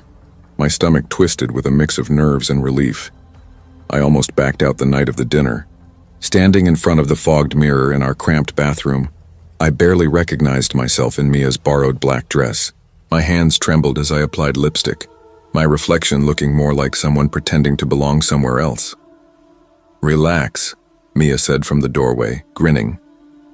"Worst case, he's a creep and you block him. Best case, you get rent money and champagne." I forced a shaky laugh. My heart wouldn't slow down. The restaurant on Collins Street looked like another world. Soft lighting, white tablecloths, waiters moving like ghosts. I hesitated at the entrance until I saw him rise from a corner booth. Alexander stood smoothly, smile warm, every movement deliberate. "Harper," he said, voice low and rich. "You look exquisite." "Thanks," I muttered, cheeks burning. His gaze held mine, not hungry, not leering, just steady. It disarmed me. Dinner felt like stepping into someone else's life. He ordered champagne for himself, but insisted I stick with sparkling water. "I don't mix alcohol with meaningful conversation," he said lightly. "I'd rather know you clear-minded." He asked questions about uni, my dreams, my childhood, and listened with unnerving focus. When I stumbled over anything about my father, he didn't pry. He only nodded, thoughtful, like he'd already understood too much. By dessert, he slid a small envelope across the table. "For your rent," he said simply. "Consider it a gift. No strings, just let me see you again." Inside was $700 in cash. My throat tightened. I should have felt disgust, shame, but instead a wave of relief hit me so strong it made my eyes sting. Alexander wasn't like the men Mia warned me about. He never asked for sex. He called himself my mentor. He took me to restaurants I'd only seen in magazines, to his penthouse in Toorak, where the view spilled out over the city, and to quiet art galleries where he'd whisper about brushstrokes as though he'd painted them himself. Sometimes he'd drift into strange territory. Once, while driving me home through the blurred city lights, he asked softly, "Have you ever thought about death?" I blinked. I guess. Who hasn't? "It's better to die comfortable," he said, eyes fixed on the road, "than to die chained." Then he smiled as if he'd told a joke. But something about the words stayed with me. Despite his calm and wealth, unease threaded through everything about him, the way his eyes lingered a second too long, the way his hand brushed my shoulder a moment too late to be accidental. Still, I stayed, because I needed him. By the third month, my feelings had tangled into something I couldn't name. He was twice my age, and yet, When he looked at me, I felt both safe and trapped at once. And yet, when he looked at me across the dinner table, I felt chosen. Special in a way that made my pulse quicken and my chest tighten. But soon I started to notice the cracks. One evening, as we lingered over dessert, I asked lightly, "So, do you see other girls like me?" He tilted his head, lips curling into a faint, amused smile. "Harper," he said softly, "you are not like anyone. Don't compare yourself." Still, I pushed, half laughing to disguise my insecurity. "That's not really an answer." He leaned closer across the candlelight, his eyes gleaming. "If you must know, yes, I meet people. I help people. You are not the first, but..." His voice dropped to a near whisper. "You could be the last." The word sent a tremor down my spine. I couldn't tell if it was fear or excitement. That week, I started noticing her. A blonde girl, maybe 19, always hovering at the edge of places Alexander and I had been. Once, I saw her sitting alone at a cafe he'd taken me to before, her pale hands wrapped around a coffee cup she never drank from. Another time, she stood outside the university library staring at the ground until she felt me looking, then quickly turned away. And then, one evening, I saw her with him. Alexander. My Alexander. They were walking into a restaurant in St. Kilda, his hand resting gently, familiarly on the small of her back. My stomach twisted so violently I had to step into an alley to catch my breath. The next time I saw him in his apartment, I tried to sound casual. "So, Alex," I said with a forced laugh, "I saw you the other day with a very pretty young girl." His expression didn't falter. "Ava," he said finally, his tone even, a troubled soul. "Like you once were. She's a friend." "A friend," I repeated, my voice tight, the word tasting bitter. He smiled faintly. "Don't look so wounded, Harper. You and I, we're bound differently." I didn't know if I believed him, but jealousy burned through me like acid. 2 weeks later, he invited me to what he called a small gathering of friends. When I arrived, it was only me, Ava, and him. The air felt wrong the moment I stepped inside. Too still, too careful. Ava sat on the edge of the couch, hands folded in her lap, eyes darting toward him every few seconds like a frightened pet waiting for approval. Alexander was charming, magnetic, pouring sparkling water into crystal glasses, telling long, elegant stories that made no sense but kept you too entranced to interrupt. At one point, I followed Ava into the kitchen. Her skin looked pale, waxy under the light. I whispered, "Are you okay?" She smiled faintly, eyes unfocused. "He's helping me," she murmured. "He saved me." Her voice was flat, rehearsed. Later, Alexander suggested we go down to his collection room. The words alone made my stomach turn. The basement air was damp and cold. Concrete walls lined with shelves of wine bottles and strange artifacts, bones, masks, something that looked like preserved insects in glass. The lighting was dim, a dull golden glow that seemed to hum. Ava stood near the wall, fidgeting. "I want to celebrate something," Alexander said quietly. He moved behind her, his voice barely above a breath. "Perfection." I blinked, confused. Then he raised something, a flash of metal, and drove it into her. The sound was wet and wrong. Ava's scream tore through the air, cut short when his hand clamped over her mouth. Blood sprayed across the polished concrete, dark and glistening. I couldn't move, couldn't breathe. Every muscle locked in terror as he held her until her body went limp, sliding to the floor in a spreading pool. When he turned to me, his face was calm, serene. His eyes glowed with a twisted clarity. "This," he whispered, "is the only way to enjoy what's beautiful." I wanted to run, to scream, but my body betrayed me. My hands trembled, useless. My mind fractured into static. And when he told me to help, I did. I don't know why. Fear, shock, the strange hold he had over me, it all blurred into one. I helped him drag her body. I helped clean the blood. And then I left. The next days were a blur of liquor, pills, and denial. I avoided Mia, ignored my phone, and told myself it hadn't happened. But it played on repeat every time I closed my eyes. Ava's scream, the smell of iron, the way her body fell. Then came the sirens. Police cars outside, knocks echoing down the hall. When they reached my door, I stood there numb. My mouth moved before my mind could stop it. "Yeah," I heard myself say. "I helped hide the body." The officer froze, eyes wide. I wasn't sure if I'd actually spoken out loud or just thought it. Months later came the trial. The newspapers splashed his name across every page. Alexander Cole, 47, financial advisor, accused of murder. They wrote about Ava's body, found in a landfill sealed in a freezer first. They wrote about me, the student companion, the girl too entangled to pull away. In court, he looked at me once, just once, and in that brief glance I understood. You will never be free of me. Even now I still wonder, was I his victim or his accomplice? Some nights I scroll back to that first Tinder message. The words still glow on the screen like a curse. Would you let me take you to dinner? And I still don't know if I ever had a choice.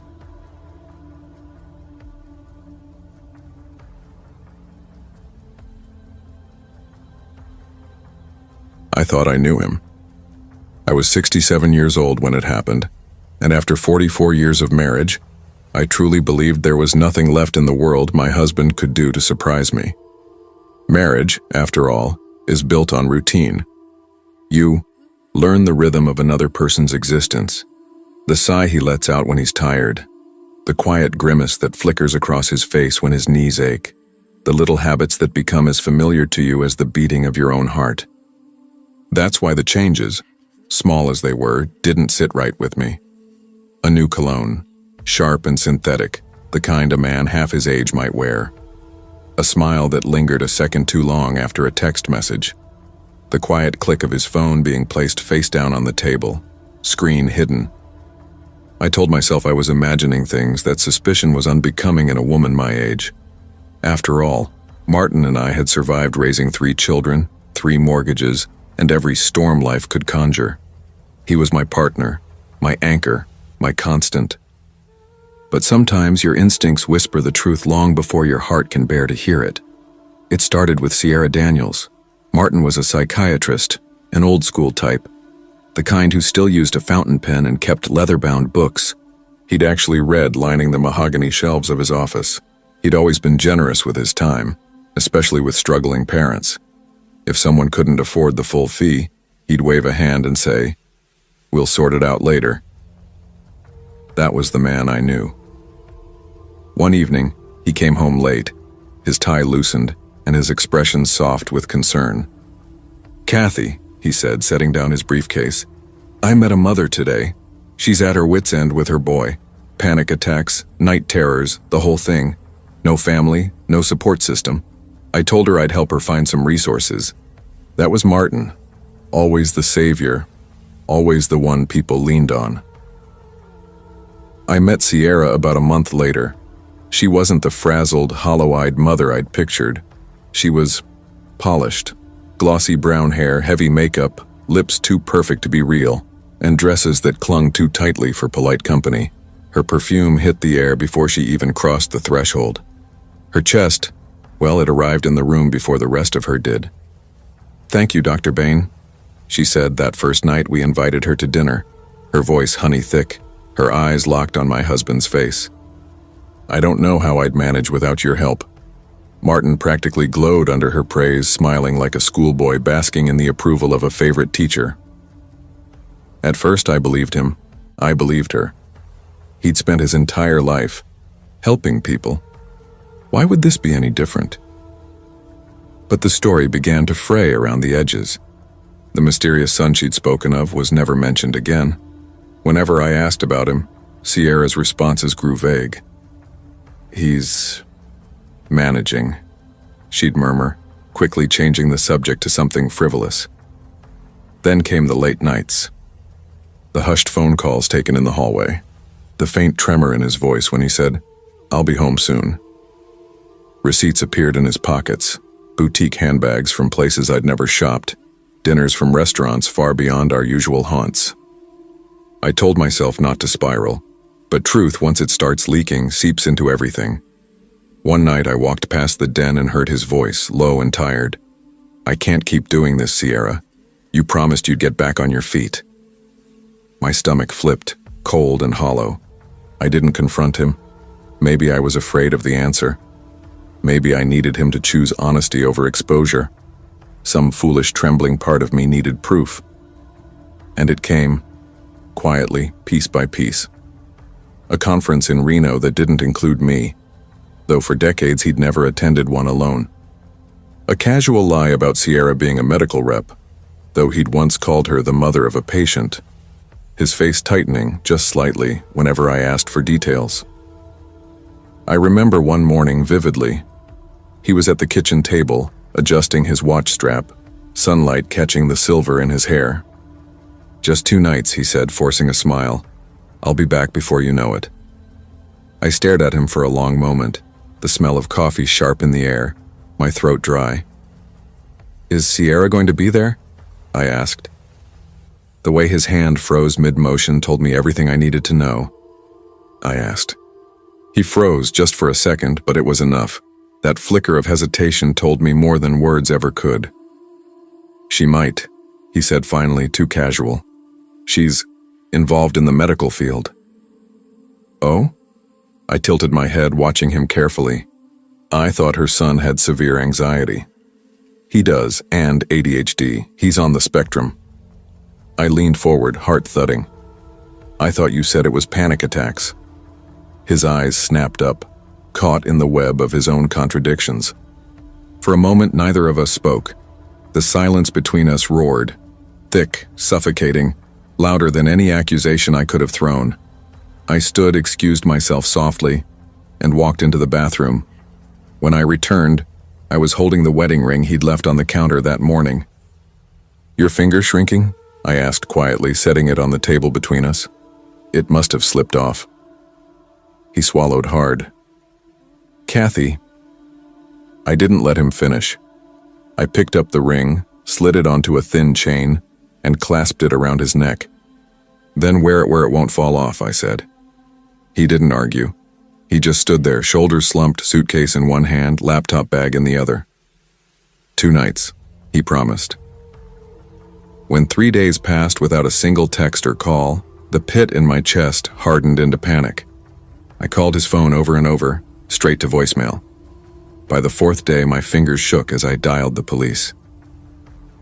2 days later, a detective showed up at my door. Tall man, graying temples, a gravelly voice that scraped the edges of my bones. "Mrs. Bain," he said, removing his hat gently, his eyes carrying the weight of what he was about to say. "We found your husband's body." The world thickened, slowed to syrup. They'd discovered him in an abandoned sedan off a dusty highway outside Reno, bludgeoned, his head wrapped in a towel, soaked through with blood. "It wasn't random," the detective said quietly. "This was personal." The investigation stripped away every comforting lie I'd built my marriage upon. Sierra wasn't a struggling mother. She wasn't a medical rep. She was an ex-adult entertainer whose career had crumbled into escort work and scams. Martin had started out helping her, paying rent until she got back on her feet. Then came the credit cards, then jewelry, then expensive handbags from boutiques I'd never seen. He told himself he was being kind, noble even. But she had him on a leash, and she knew exactly how to yank it. When he finally tried to cut her off, she snapped. Hotel security footage showed them in a hallway, Martin's voice rising, his hand slashing the air in anger. "You're a parasite," he shouted. "I'm done." But Sierra didn't take rejection lightly. She called her ex-boyfriend Eddie Vance, a man whose rap sheet stretched longer than the highway where they left Martin to die. Together, they plotted revenge. Eddie brought the tire iron, Sierra brought the rage. Witnesses saw them waiting in the hotel parking lot. When Martin walked out, suitcase in hand, they moved, fast, deliberate. According to Sierra's confession, Martin begged for his life. He promised to help her again to make things right, but Sierra had already decided how it would end. "Make it messy," she told Eddie, and he did. When the police arrested her, she didn't look broken or sorry. Her mugshot showed her smirking as, if this were just another mild inconvenience, another performance. Eddie took a plea deal, 30 years. Sierra, convicted of first-degree murder, will never walk free again. And me? I live with the image of Martin's final moments, alone, afraid, realizing too late the cost of his choices. There's one detail that both destroys and comforts me. When they found him, his hand was clutching the ring I'd strung around his neck. Maybe he thought of me in those last seconds. Maybe he wished he'd chosen differently. I'll never know. But I do know this. Even the brightest minds can go blind under desire. Even the strongest marriages can splinter beneath the weight of secrets. And monsters don't always crawl out of dark alleys. Sometimes they walk right through your front door, wearing perfume and a smile.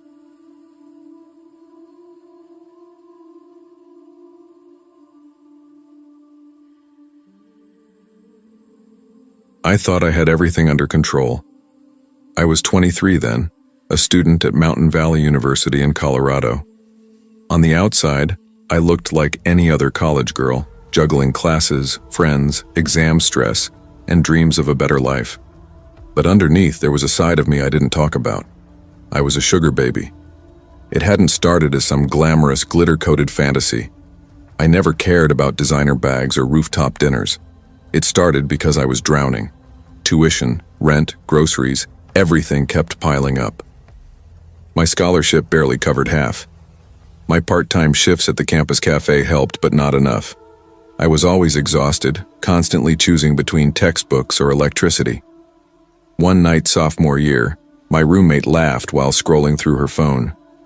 You know some girls get sugar daddies, right? They just hang out with old guys and get paid. She grinned. I saw on TikTok, some get their tuition covered. I snorted. Yeah, right. Like that's real. But the thought clung to me. Later that night, lying in the dark, I searched it up. And there they were, dozens of websites built just for that. It felt wrong, risky, but also magnetic. My bank balance was bleeding out, and the idea of finally breathing again, even briefly, was impossible to ignore. I told myself I'd stay smart. I wasn't selling myself. I'd make rules, draw lines, stay in control. So I made a profile. Nothing explicit, just me in a simple black dress, smiling softly, a short bio, ambitious student seeking mentorship and support. The messages flooded in. Some were revolting right away. $500 for pics. Looking for someone submissive, no limits. I blocked them fast. Others sounded more polished. Men calling themselves professionals, generous, successful. Dinner dates, travel companions, allowances for friendship. It was dizzying. I started slow. My first arrangement was with a divorced lawyer in his 50s. All he wanted was dinner twice a week and conversation. $600 a month. He was polite, distant, almost fatherly. Then came others. Some kind, some arrogant. I learned to read the tells, the needy ones, the angry ones, the dangerous ones. I learned to walk away before they turned, and I kept repeating it like a prayer. I'm in control. Then came him. His name on the app was Victor Hale. His photos were sharp, gray suit, glossy black BMW, a gala background with champagne flutes.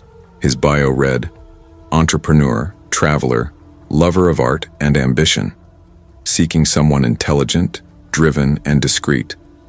He stood out immediately. His first message wasn't crude. I admire how focused you are on your studies, Victor.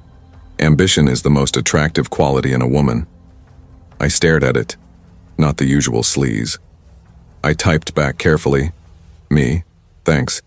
He replied almost instantly. I'm looking for mutual respect. I enjoy mentoring women who know what they want. Financial support is part of it, sure, but I want something genuine. A bond, not just a transaction. Something in the way he wrote, measured, articulate, confident, disarmed me. Over the next few days, we talked nonstop. He asked about my major, my family, my plans. He said he admired my independence. He said I deserved peace, not anxiety over bills. And part of me believed him. When he finally suggested meeting, my stomach tightened. Most men picked crowded restaurants or hotel lounges, but Victor wanted privacy. Too many eyes in public, he wrote. Discretion matters for both of us. He suggested a quiet park near Lakewood, on the edge of the city, late at night, when no one would be around. I hesitated.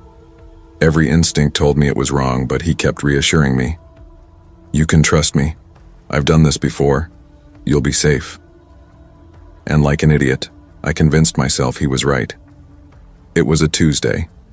I'd just flown back from visiting my parents, my grandmother's funeral still clinging to my clothes like the scent of wilted flowers. My emotions were raw and my mind felt hollow with exhaustion. I kept telling myself that meeting Victor would be straightforward. Just a conversation, nothing more. Another careful step toward steadying my finances. I packed my bag with deliberate care: wallet, keys, pepper spray, phone.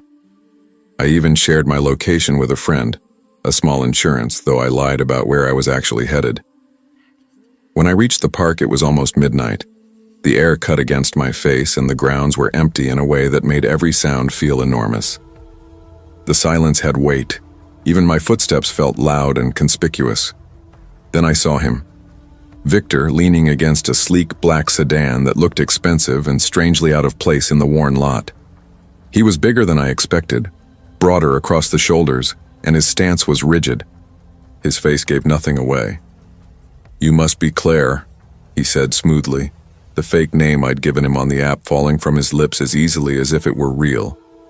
"Yeah," I managed, forcing a smile. "Long night," he murmured, opening the passenger door. "Come on, let's talk somewhere private." That should have been my first alarm. The lock clicked when the door shut and the sound made my heart beat faster. At first he seemed ordinary, asking where I'd grown up, whether I lived alone, whether my family knew my whereabouts. Casual questions, but the way he probed felt too close, invasive. "No," I said firmly when he pressed about my parents. He smirked then, his eyes catching light. "Secrets are good," he said. "Makes this more exciting." I tried to laugh it off, but unease knotted low in my stomach. When he veered off the main road into narrower, darker streets, the panic slipped in like ice. "Where are we going?" I asked. "Somewhere private," he said again, too calm, unnervingly calm. He stopped in front of a small, decaying house on the edge of town. The yard was choked with weeds, the windows black and shuttered. It looked abandoned. "This is me," he said as he climbed out. Every instinct screamed to run, but his stare pinned me in place, and against better judgment I followed. Inside, the air was stale and sharp with mildew and a chemical tang. The furniture was mismatched, and the floor cluttered with papers and dented cans. Nothing like the polished life his profile had suggested. "Make yourself comfortable," Victor said with a smirk. I sat on the couch's edge, clutching my bag like a lifeline. "Drink?" he offered, holding up a cheap bottle of wine. "No thanks," I said. He frowned but didn't push. Instead, he sat too close, his knee brushing mine. Then his hand slid onto my shoulder. "You're tense," he whispered. I put on a smile I didn't feel. "I think I should go," I said. His smile evaporated. "Go," he repeated, voice sudden and sharp. "Yes, this isn't what I signed up for." I rose and moved for the door, but he was faster. His hand closed on my arm and yanked me back. "You're not going anywhere." His grip was iron. He shoved me against the wall and clamped a hand over my mouth. My muffled scream vanished into the room. I kicked and clawed with everything I had. My nails tore at his skin, my legs thrashed. For a fleeting second, he grunted when I connected with a hit and his hold loosened, almost enough for me to slip free. He grabbed a fistful of my hair and jerked my head back so hard I gasped. "You think you can run?" he hissed.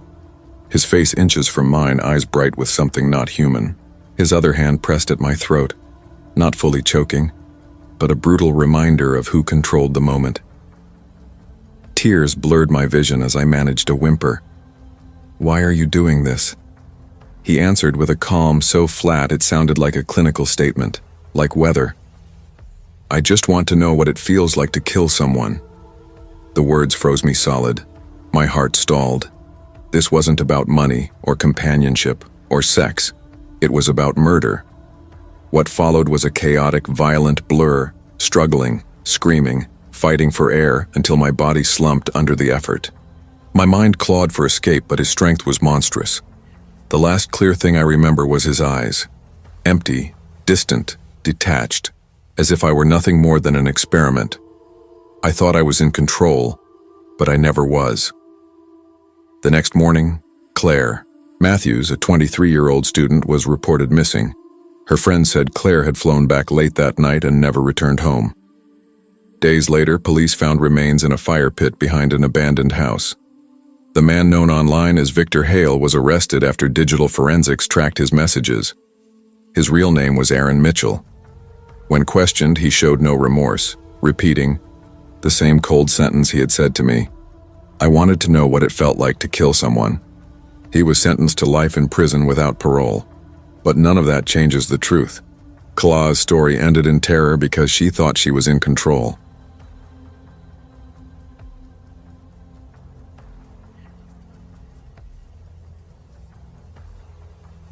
I never imagined that trying to fix my money problems would nearly cost me my life. I was 23 then, living in a cramped apartment above a laundromat in the city. The constant hum of dryers below was my lullaby. I'd just graduated, working part-time at a cafe that barely covered rent. My parents were small-town people who still believed hard work always paid off. They didn't understand how suffocating city bills could be. Rent, power, bus fare, groceries. It was like drowning slowly. I hated asking them for help, so I lied, told them I was fine. I wasn't. That's when I started hearing whispers about sugar dating. Girls my age bragged about sites where rich men paid just to talk, dine, or spend time together. Some claimed they made thousands without doing anything more than smiling over dinner. A few flaunted designer bags and new cars, their tuition magically handled. I was skeptical, but the idea sank its claws in me. Could it really be that easy? Could money just appear if I played the part of some spoiled girl? I told myself I wouldn't cross any lines. Maybe just texting, maybe coffee. That lie was enough to quiet the shame. I signed up on one of those websites using the name Sophia. Within days, my inbox flooded. Old men on yachts, men with no shirts holding glasses of champagne. Half looked fake. The rest looked worse. Then there was Daniel. He said he was 47, worked in real estate. His photo showed a clean-cut man in a navy suit, salt and pepper hair, perfect teeth. His messages were polite, almost old-fashioned. Hello, Sophia, he wrote. I'd love to get to know you. I believe generosity works both ways when there's trust and respect. Tell me about yourself. I hesitated but answered. We talked for a week about school, work, his travels, his lake house. He said he was divorced, his grown kids lived abroad, and that he was lonely, not looking for anything complicated. When he suggested meeting, he phrased it carefully. I'll come to your city and book a hotel. Just coffee in the lobby, public place. If you ever feel uncomfortable, you can leave. It sounded safe enough. The morning of the meeting, I stared at my reflection for nearly an hour. Not too revealing. Not too plain. I settled on jeans, a black top, a light jacket. On the bus, my palms were slick, my heart racing. When I walked into the hotel lobby, the air smelled like lemon polish and espresso. I saw him immediately, Daniel. He looked exactly like his photo. Tall, broad-shouldered, an expensive watch glinting as he stood. Sophia? He asked, smiling warmly. Yes, I said, forcing one of my own. You're even prettier than your pictures, he said, offering his hand. His voice was low, smooth, practiced. At first, he wasn't creepy. He spoke easily, like a man used to being listened to. We sat in the cafe corner, ordered coffee. He asked about my degree, my family, my future. I told him bits and pieces, careful to keep it light. He told me about his beach house, his business trips, his divorce. After a pause, he leaned in slightly. I know this arrangement can seem strange, he said, tone softening. But I mean it when I say I can make your life easier. Rent, bills, even a car. I can handle it. All I want is your company. The words were too smooth, like lines he'd used before. Still, I thought of the red-stamped rent notice sitting on my table at home. My chest tightened. After an hour, he said quietly, I booked a suite upstairs. Maybe we can continue our conversation there, it's quieter. I froze. I thought we were just meeting for coffee. Of course, he said quickly, raising his hands. No pressure, Sophia. I just wanted to show you I'm serious. He reached into his pocket, pulled out a small jewelry box, and slid it across the table. My stomach turned as I opened it. A delicate gold bracelet shimmered under the cafe lights. "I want you to have this," Daniel said softly. "Think of it as the beginning of trust." I couldn't find my voice. Part of me was flattered.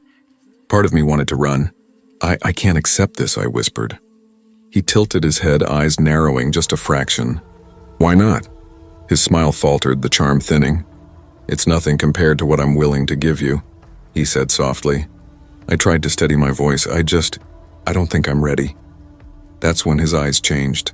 The warmth drained from them, leaving something cold and razor-sharp beneath. "You don't trust me?" he asked quietly. "No, it's not that." "Then come upstairs," he cut in. "No one's forcing you to do anything. Just spend the evening with me. I'll pay you $300 just to stay. No touching if you don't want it. Just let me hold you. That's all." My breath caught. I really should go," I stammered, standing up. His chair screeched harshly against the marble floor as he stood too. Heads turned briefly, but his voice stayed low enough for only me to hear. "Don't walk away from me," Daniel said, the warmth in his tone gone. I froze, pulse hammering. There were people nearby, the hum of conversation filling the lobby. Yet something in his gaze made my skin crawl. His jaw flexed, his hands clenched at his sides. "You think you're better than me?" he hissed. "No, you little girls come here wanting money, acting innocent. Do you have any idea how many of you I've met? And now you want to run after I drove 3 hours for you?" His face was so close I could smell the faint bite of mint and coffee on his breath. His eyes were burning, steady, unblinking. "I'm leaving," I said, forcing each word. I grabbed my bag. He slammed his hand down on the table, the sound sharp and explosive. People turned, startled. "You think you can just use me? Take my attention, my gifts, and walk away?" I stumbled back, heart racing, heat flooding my chest. I turned toward the exit, but his hand shot out, gripping my wrist, not painfully, just tight enough to stop me. "You'll regret this." "Sophia," he whispered. I tore free and walked quickly toward the glass doors. I didn't run. I didn't want to give him the satisfaction. But every step burned like walking through fire.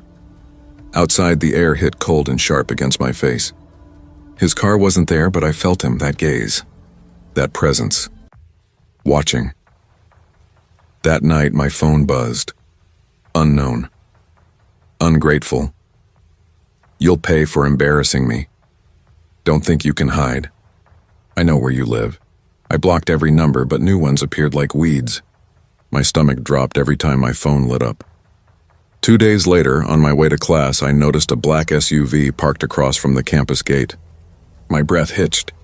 Through the windshield, Daniel, sitting still, sunglasses hiding his eyes, staring dead ahead.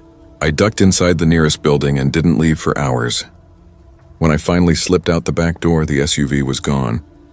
But after that day, he was everywhere. Outside the cafe where I worked, parked across from my apartment, sometimes idling near the grocery store. He never approached, just watched. I kept telling myself I was imagining it. But the messages, those damn messages, proved I wasn't. One evening, as I fumbled with my keys, I heard footsteps behind me. My blood turned to ice. I turned, and there he was under the street lamp, smiling faintly. "Why are you doing this?" I shouted, voice shaking. He tilted his head, that smile barely moving. "Because you made me look like a fool," he said quietly. "And I don't forgive that." My fingers trembled as I jammed the key into the lock, swung the door open, and slammed it behind me. I pressed my back to it, gasping. He didn't try to follow, but his laughter carried through the thin wood. Low, deliberate, it echoed in my ears all night. Months later, I saw his face again on the news. Local businessman arrested for the murder of 21-year-old college student Emily Hart. She'd met him through the same website. The anchor said he'd lured her with promises of money, then strangled her. Neighbors claimed they'd seen young women coming and going from his house for months. He'd had prior assault reports, none that ever stuck. I sat frozen, shaking so hard my mug slipped from my hands. That could have been me. Even now, I wake up in the dark, heart pounding, hearing his voice whispering from the corner of my room. "Just let me hold you." I deleted the site. Deleted everything. But the fear stayed. To this day, I avoid black SUVs. and to this day I wonder if I'd gone upstairs that night, would I have survived?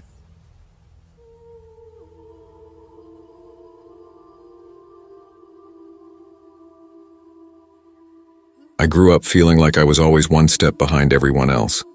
My body never fit the mold, the kind you saw in glossy magazines or those endless reels of girls with perfect lighting and perfect angles.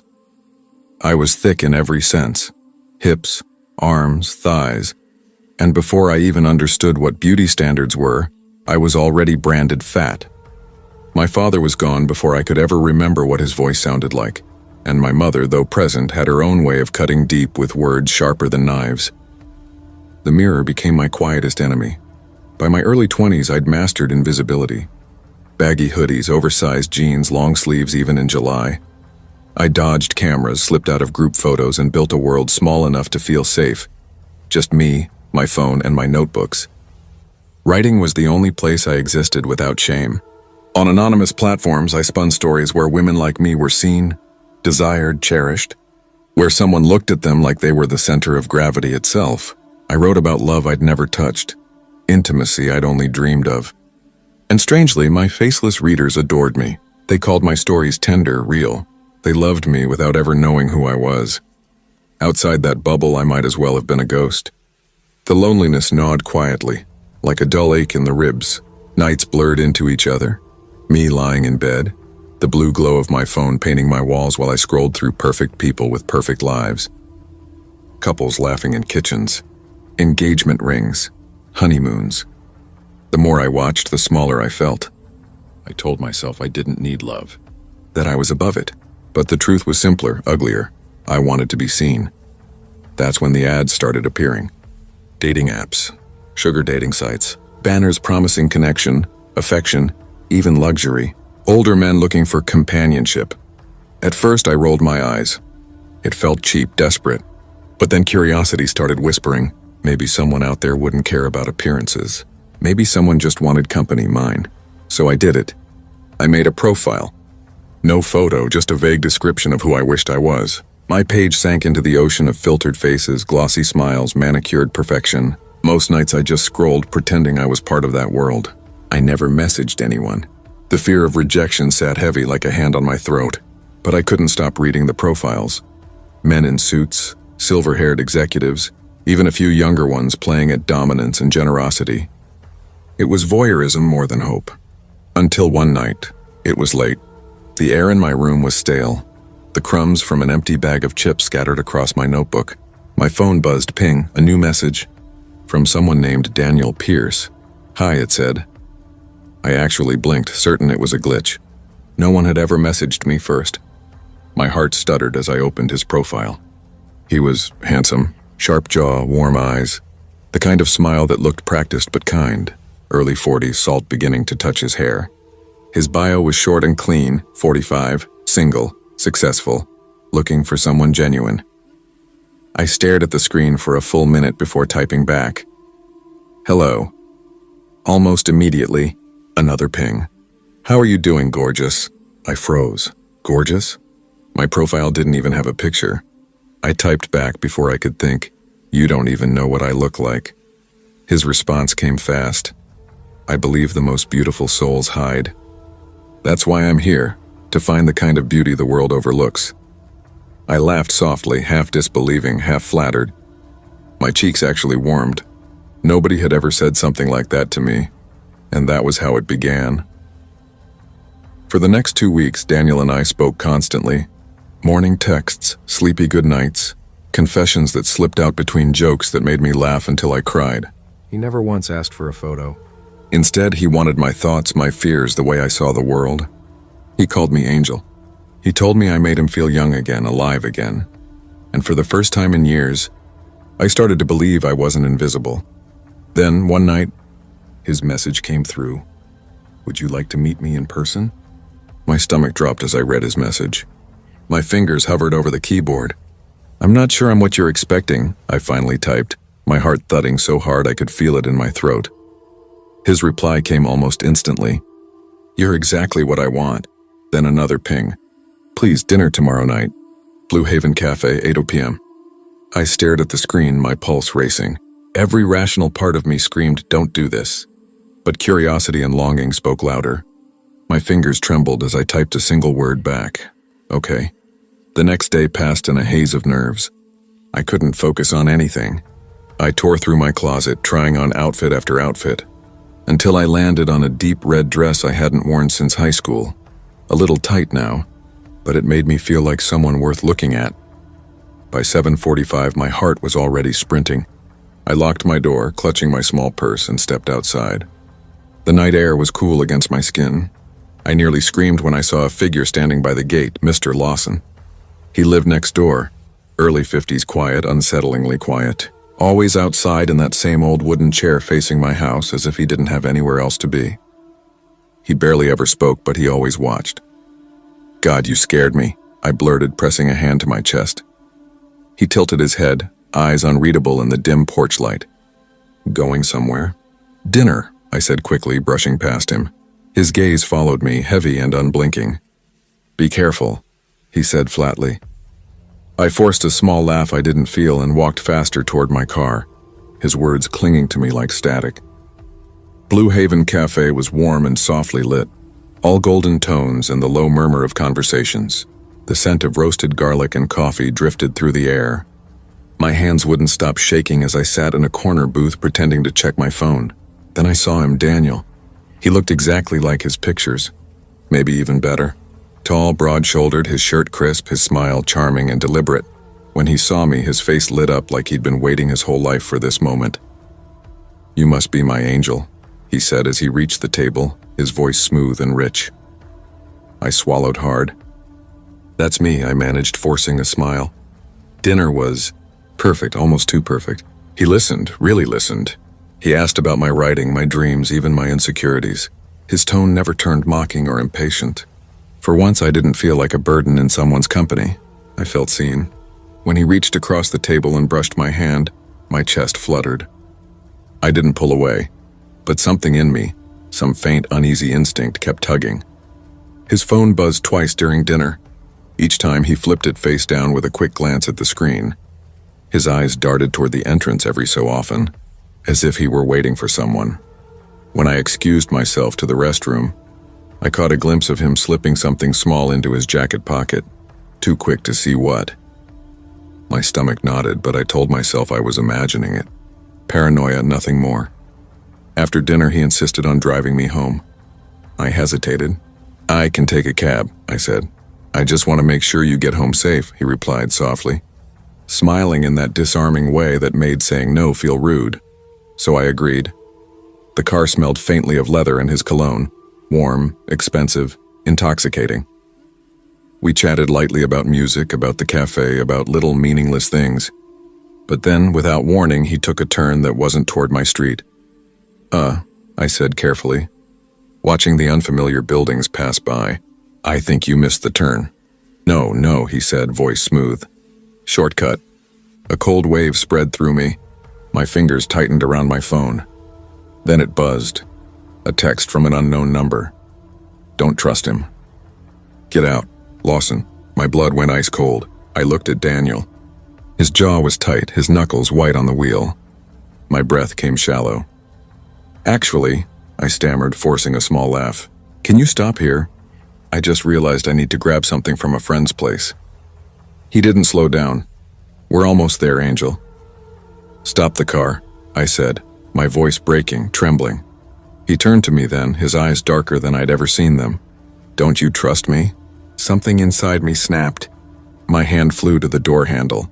As the car slowed at a stop sign, I shoved it open and threw myself out. The pavement tore at my knee as I hit the ground. Pain exploded, but adrenaline shoved it aside. By the time I looked up, Daniel's car was already gone, taillights vanishing into the dark. I stumbled home in shock, the world around me blurring. Every sound, every flicker of light felt distant. When I reached my street, Lawson was still outside, sitting in that same old chair. He stood when he saw me. His expression didn't change, but his voice softened just enough. "I told you to be careful." I wanted to ask him how he knew, why he texted me, what Daniel had really wanted. But the words never came. I just nodded, tears burning my eyes. That night I deleted the app. deleted every anonymous account. Then I stood in front of my mirror, staring at the reflection I'd spent years avoiding. My face was streaked with tears, my hair a mess, my knee bleeding, but I was alive. I don't know what Daniel truly wanted, money, control, or something worse. But I know this. Loneliness can be a predator, and sometimes the creepiest neighbor isn't the one you should fear most.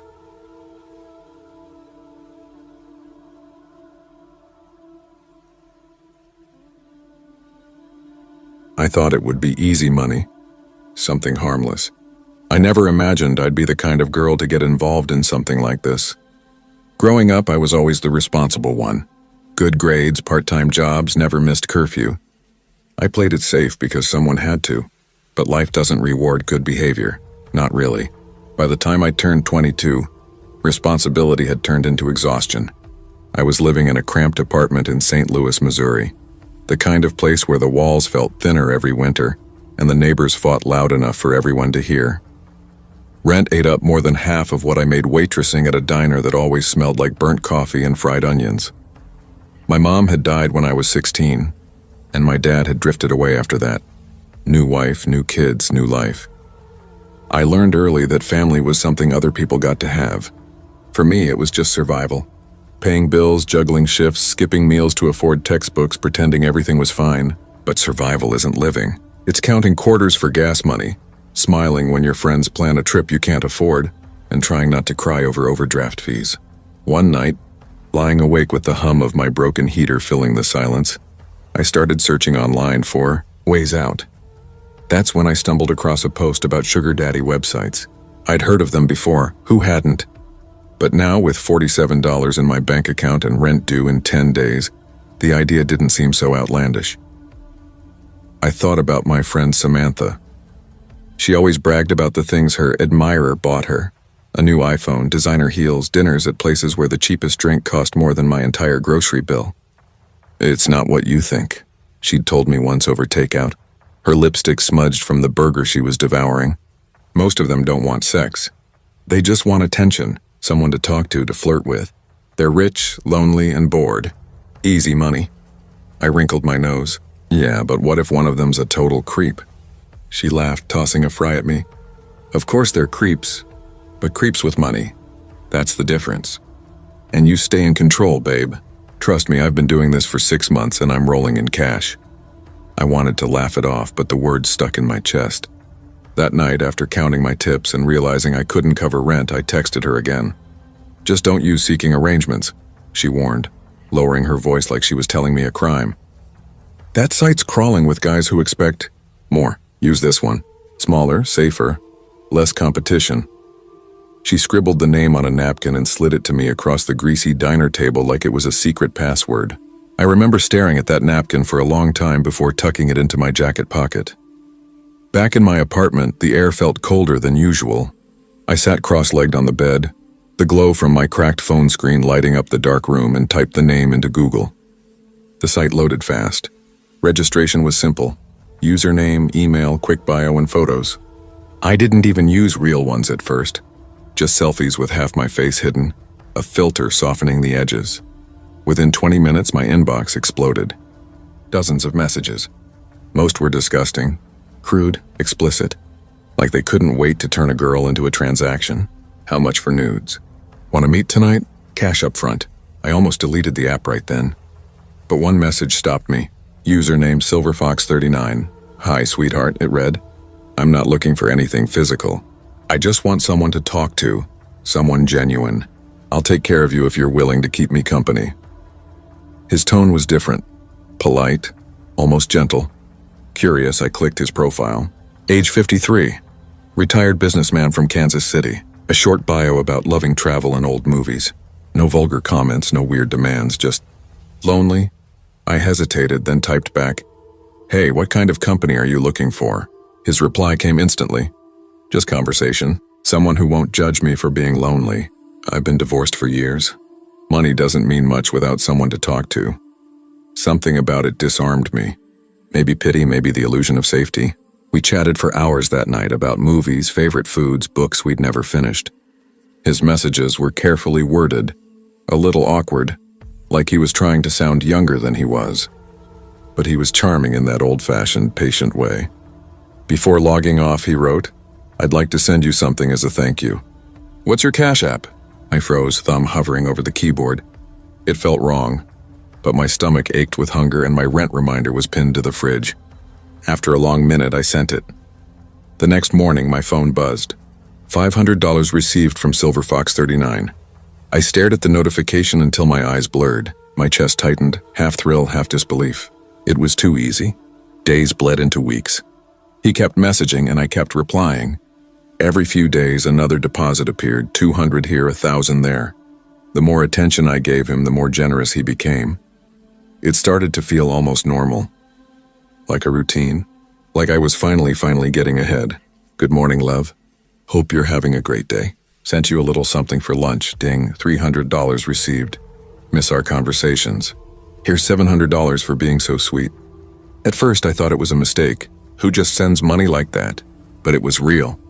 For once, my fridge wasn't empty. I filled it with groceries, fresh fruit, milk, things I hadn't bought in months. I replaced my ripped shoes, bought a couple of new outfits, even tucked some cash away in a jar labeled savings. For the first time in years, I wasn't just surviving, I was breathing. He asked for photos sometimes, but never anything explicit. "Send me a cute selfie," he'd write. Or, "Your socks look adorable. Show me your feet in them." It was weird, sure, but not terrifying. And honestly, I faked most of it. I'd grab pictures off Pinterest or Google, pretty girls in cozy lighting, faceless legs under blankets, and send them his way. He never noticed. Or maybe he didn't care.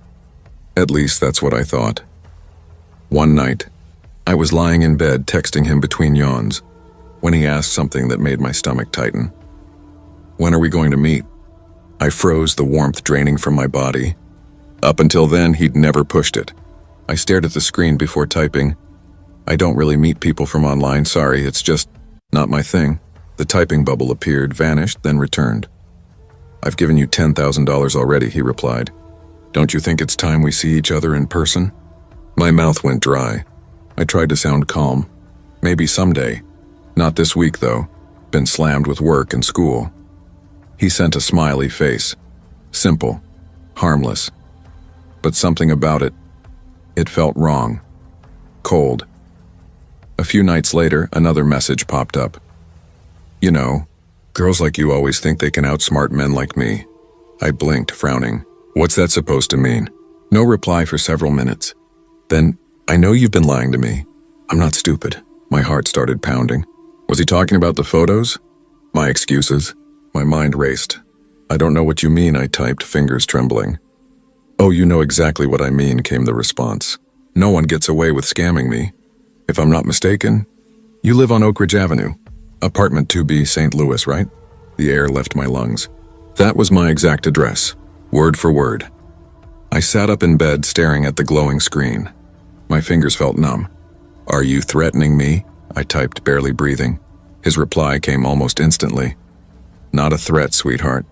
A promise. Don't worry, I'm patient. But don't keep me waiting too long." That's when I broke. I called Samantha, my voice shaking so hard I could barely get the words out. "He knows where I live, Sam. What the hell do I do?" "Block him," she said, voice trembling. "Delete everything. Change your number. These guys are obsessive. I told you to be careful, so I did. I blocked him. Deleted the app. Swore I was done. I even changed my number. But 2 days later, my phone buzzed with a text from an unknown number. Blocking me won't change anything. You're mine now. After that, I stopped sleeping. Every creak in the apartment made my heart slam. I checked the locks 3, 4, 5 times a night. Sometimes I'd wake up convinced someone was standing outside my door. Then one night I heard it. Gravel crunching just beyond my window. My apartment was on the ground floor. Slowly, I peeled back the curtain with shaking fingers. Across the street, a car sat idling. The engine off, no lights. But through the faint orange glow of a cigarette, I saw it. A face. Watching. The texts kept coming. Cute pajamas. Red looks good on you. You shouldn't leave your window open. I'll see you soon. I called the police. They came by, asked a few questions, took a report. Probably just someone trying to scare you, one of them said, yawning.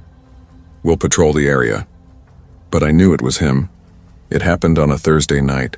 I'd just finished a double shift at the diner. My feet ached, my uniform smelled like grease, and I just wanted to collapse. But when I reached my door, something felt off. The lock. It wasn't locked. The door was open. Just a crack. My breath hitched.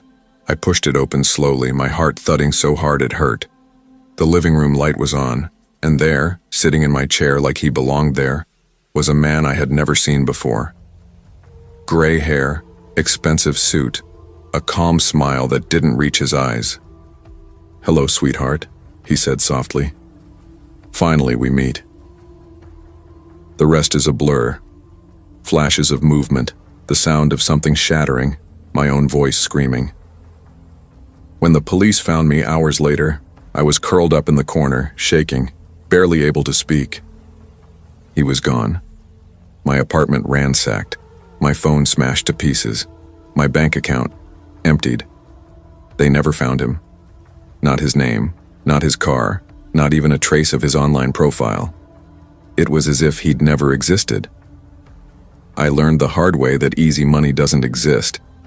And sometimes loneliness can turn a man into something much worse than a monster.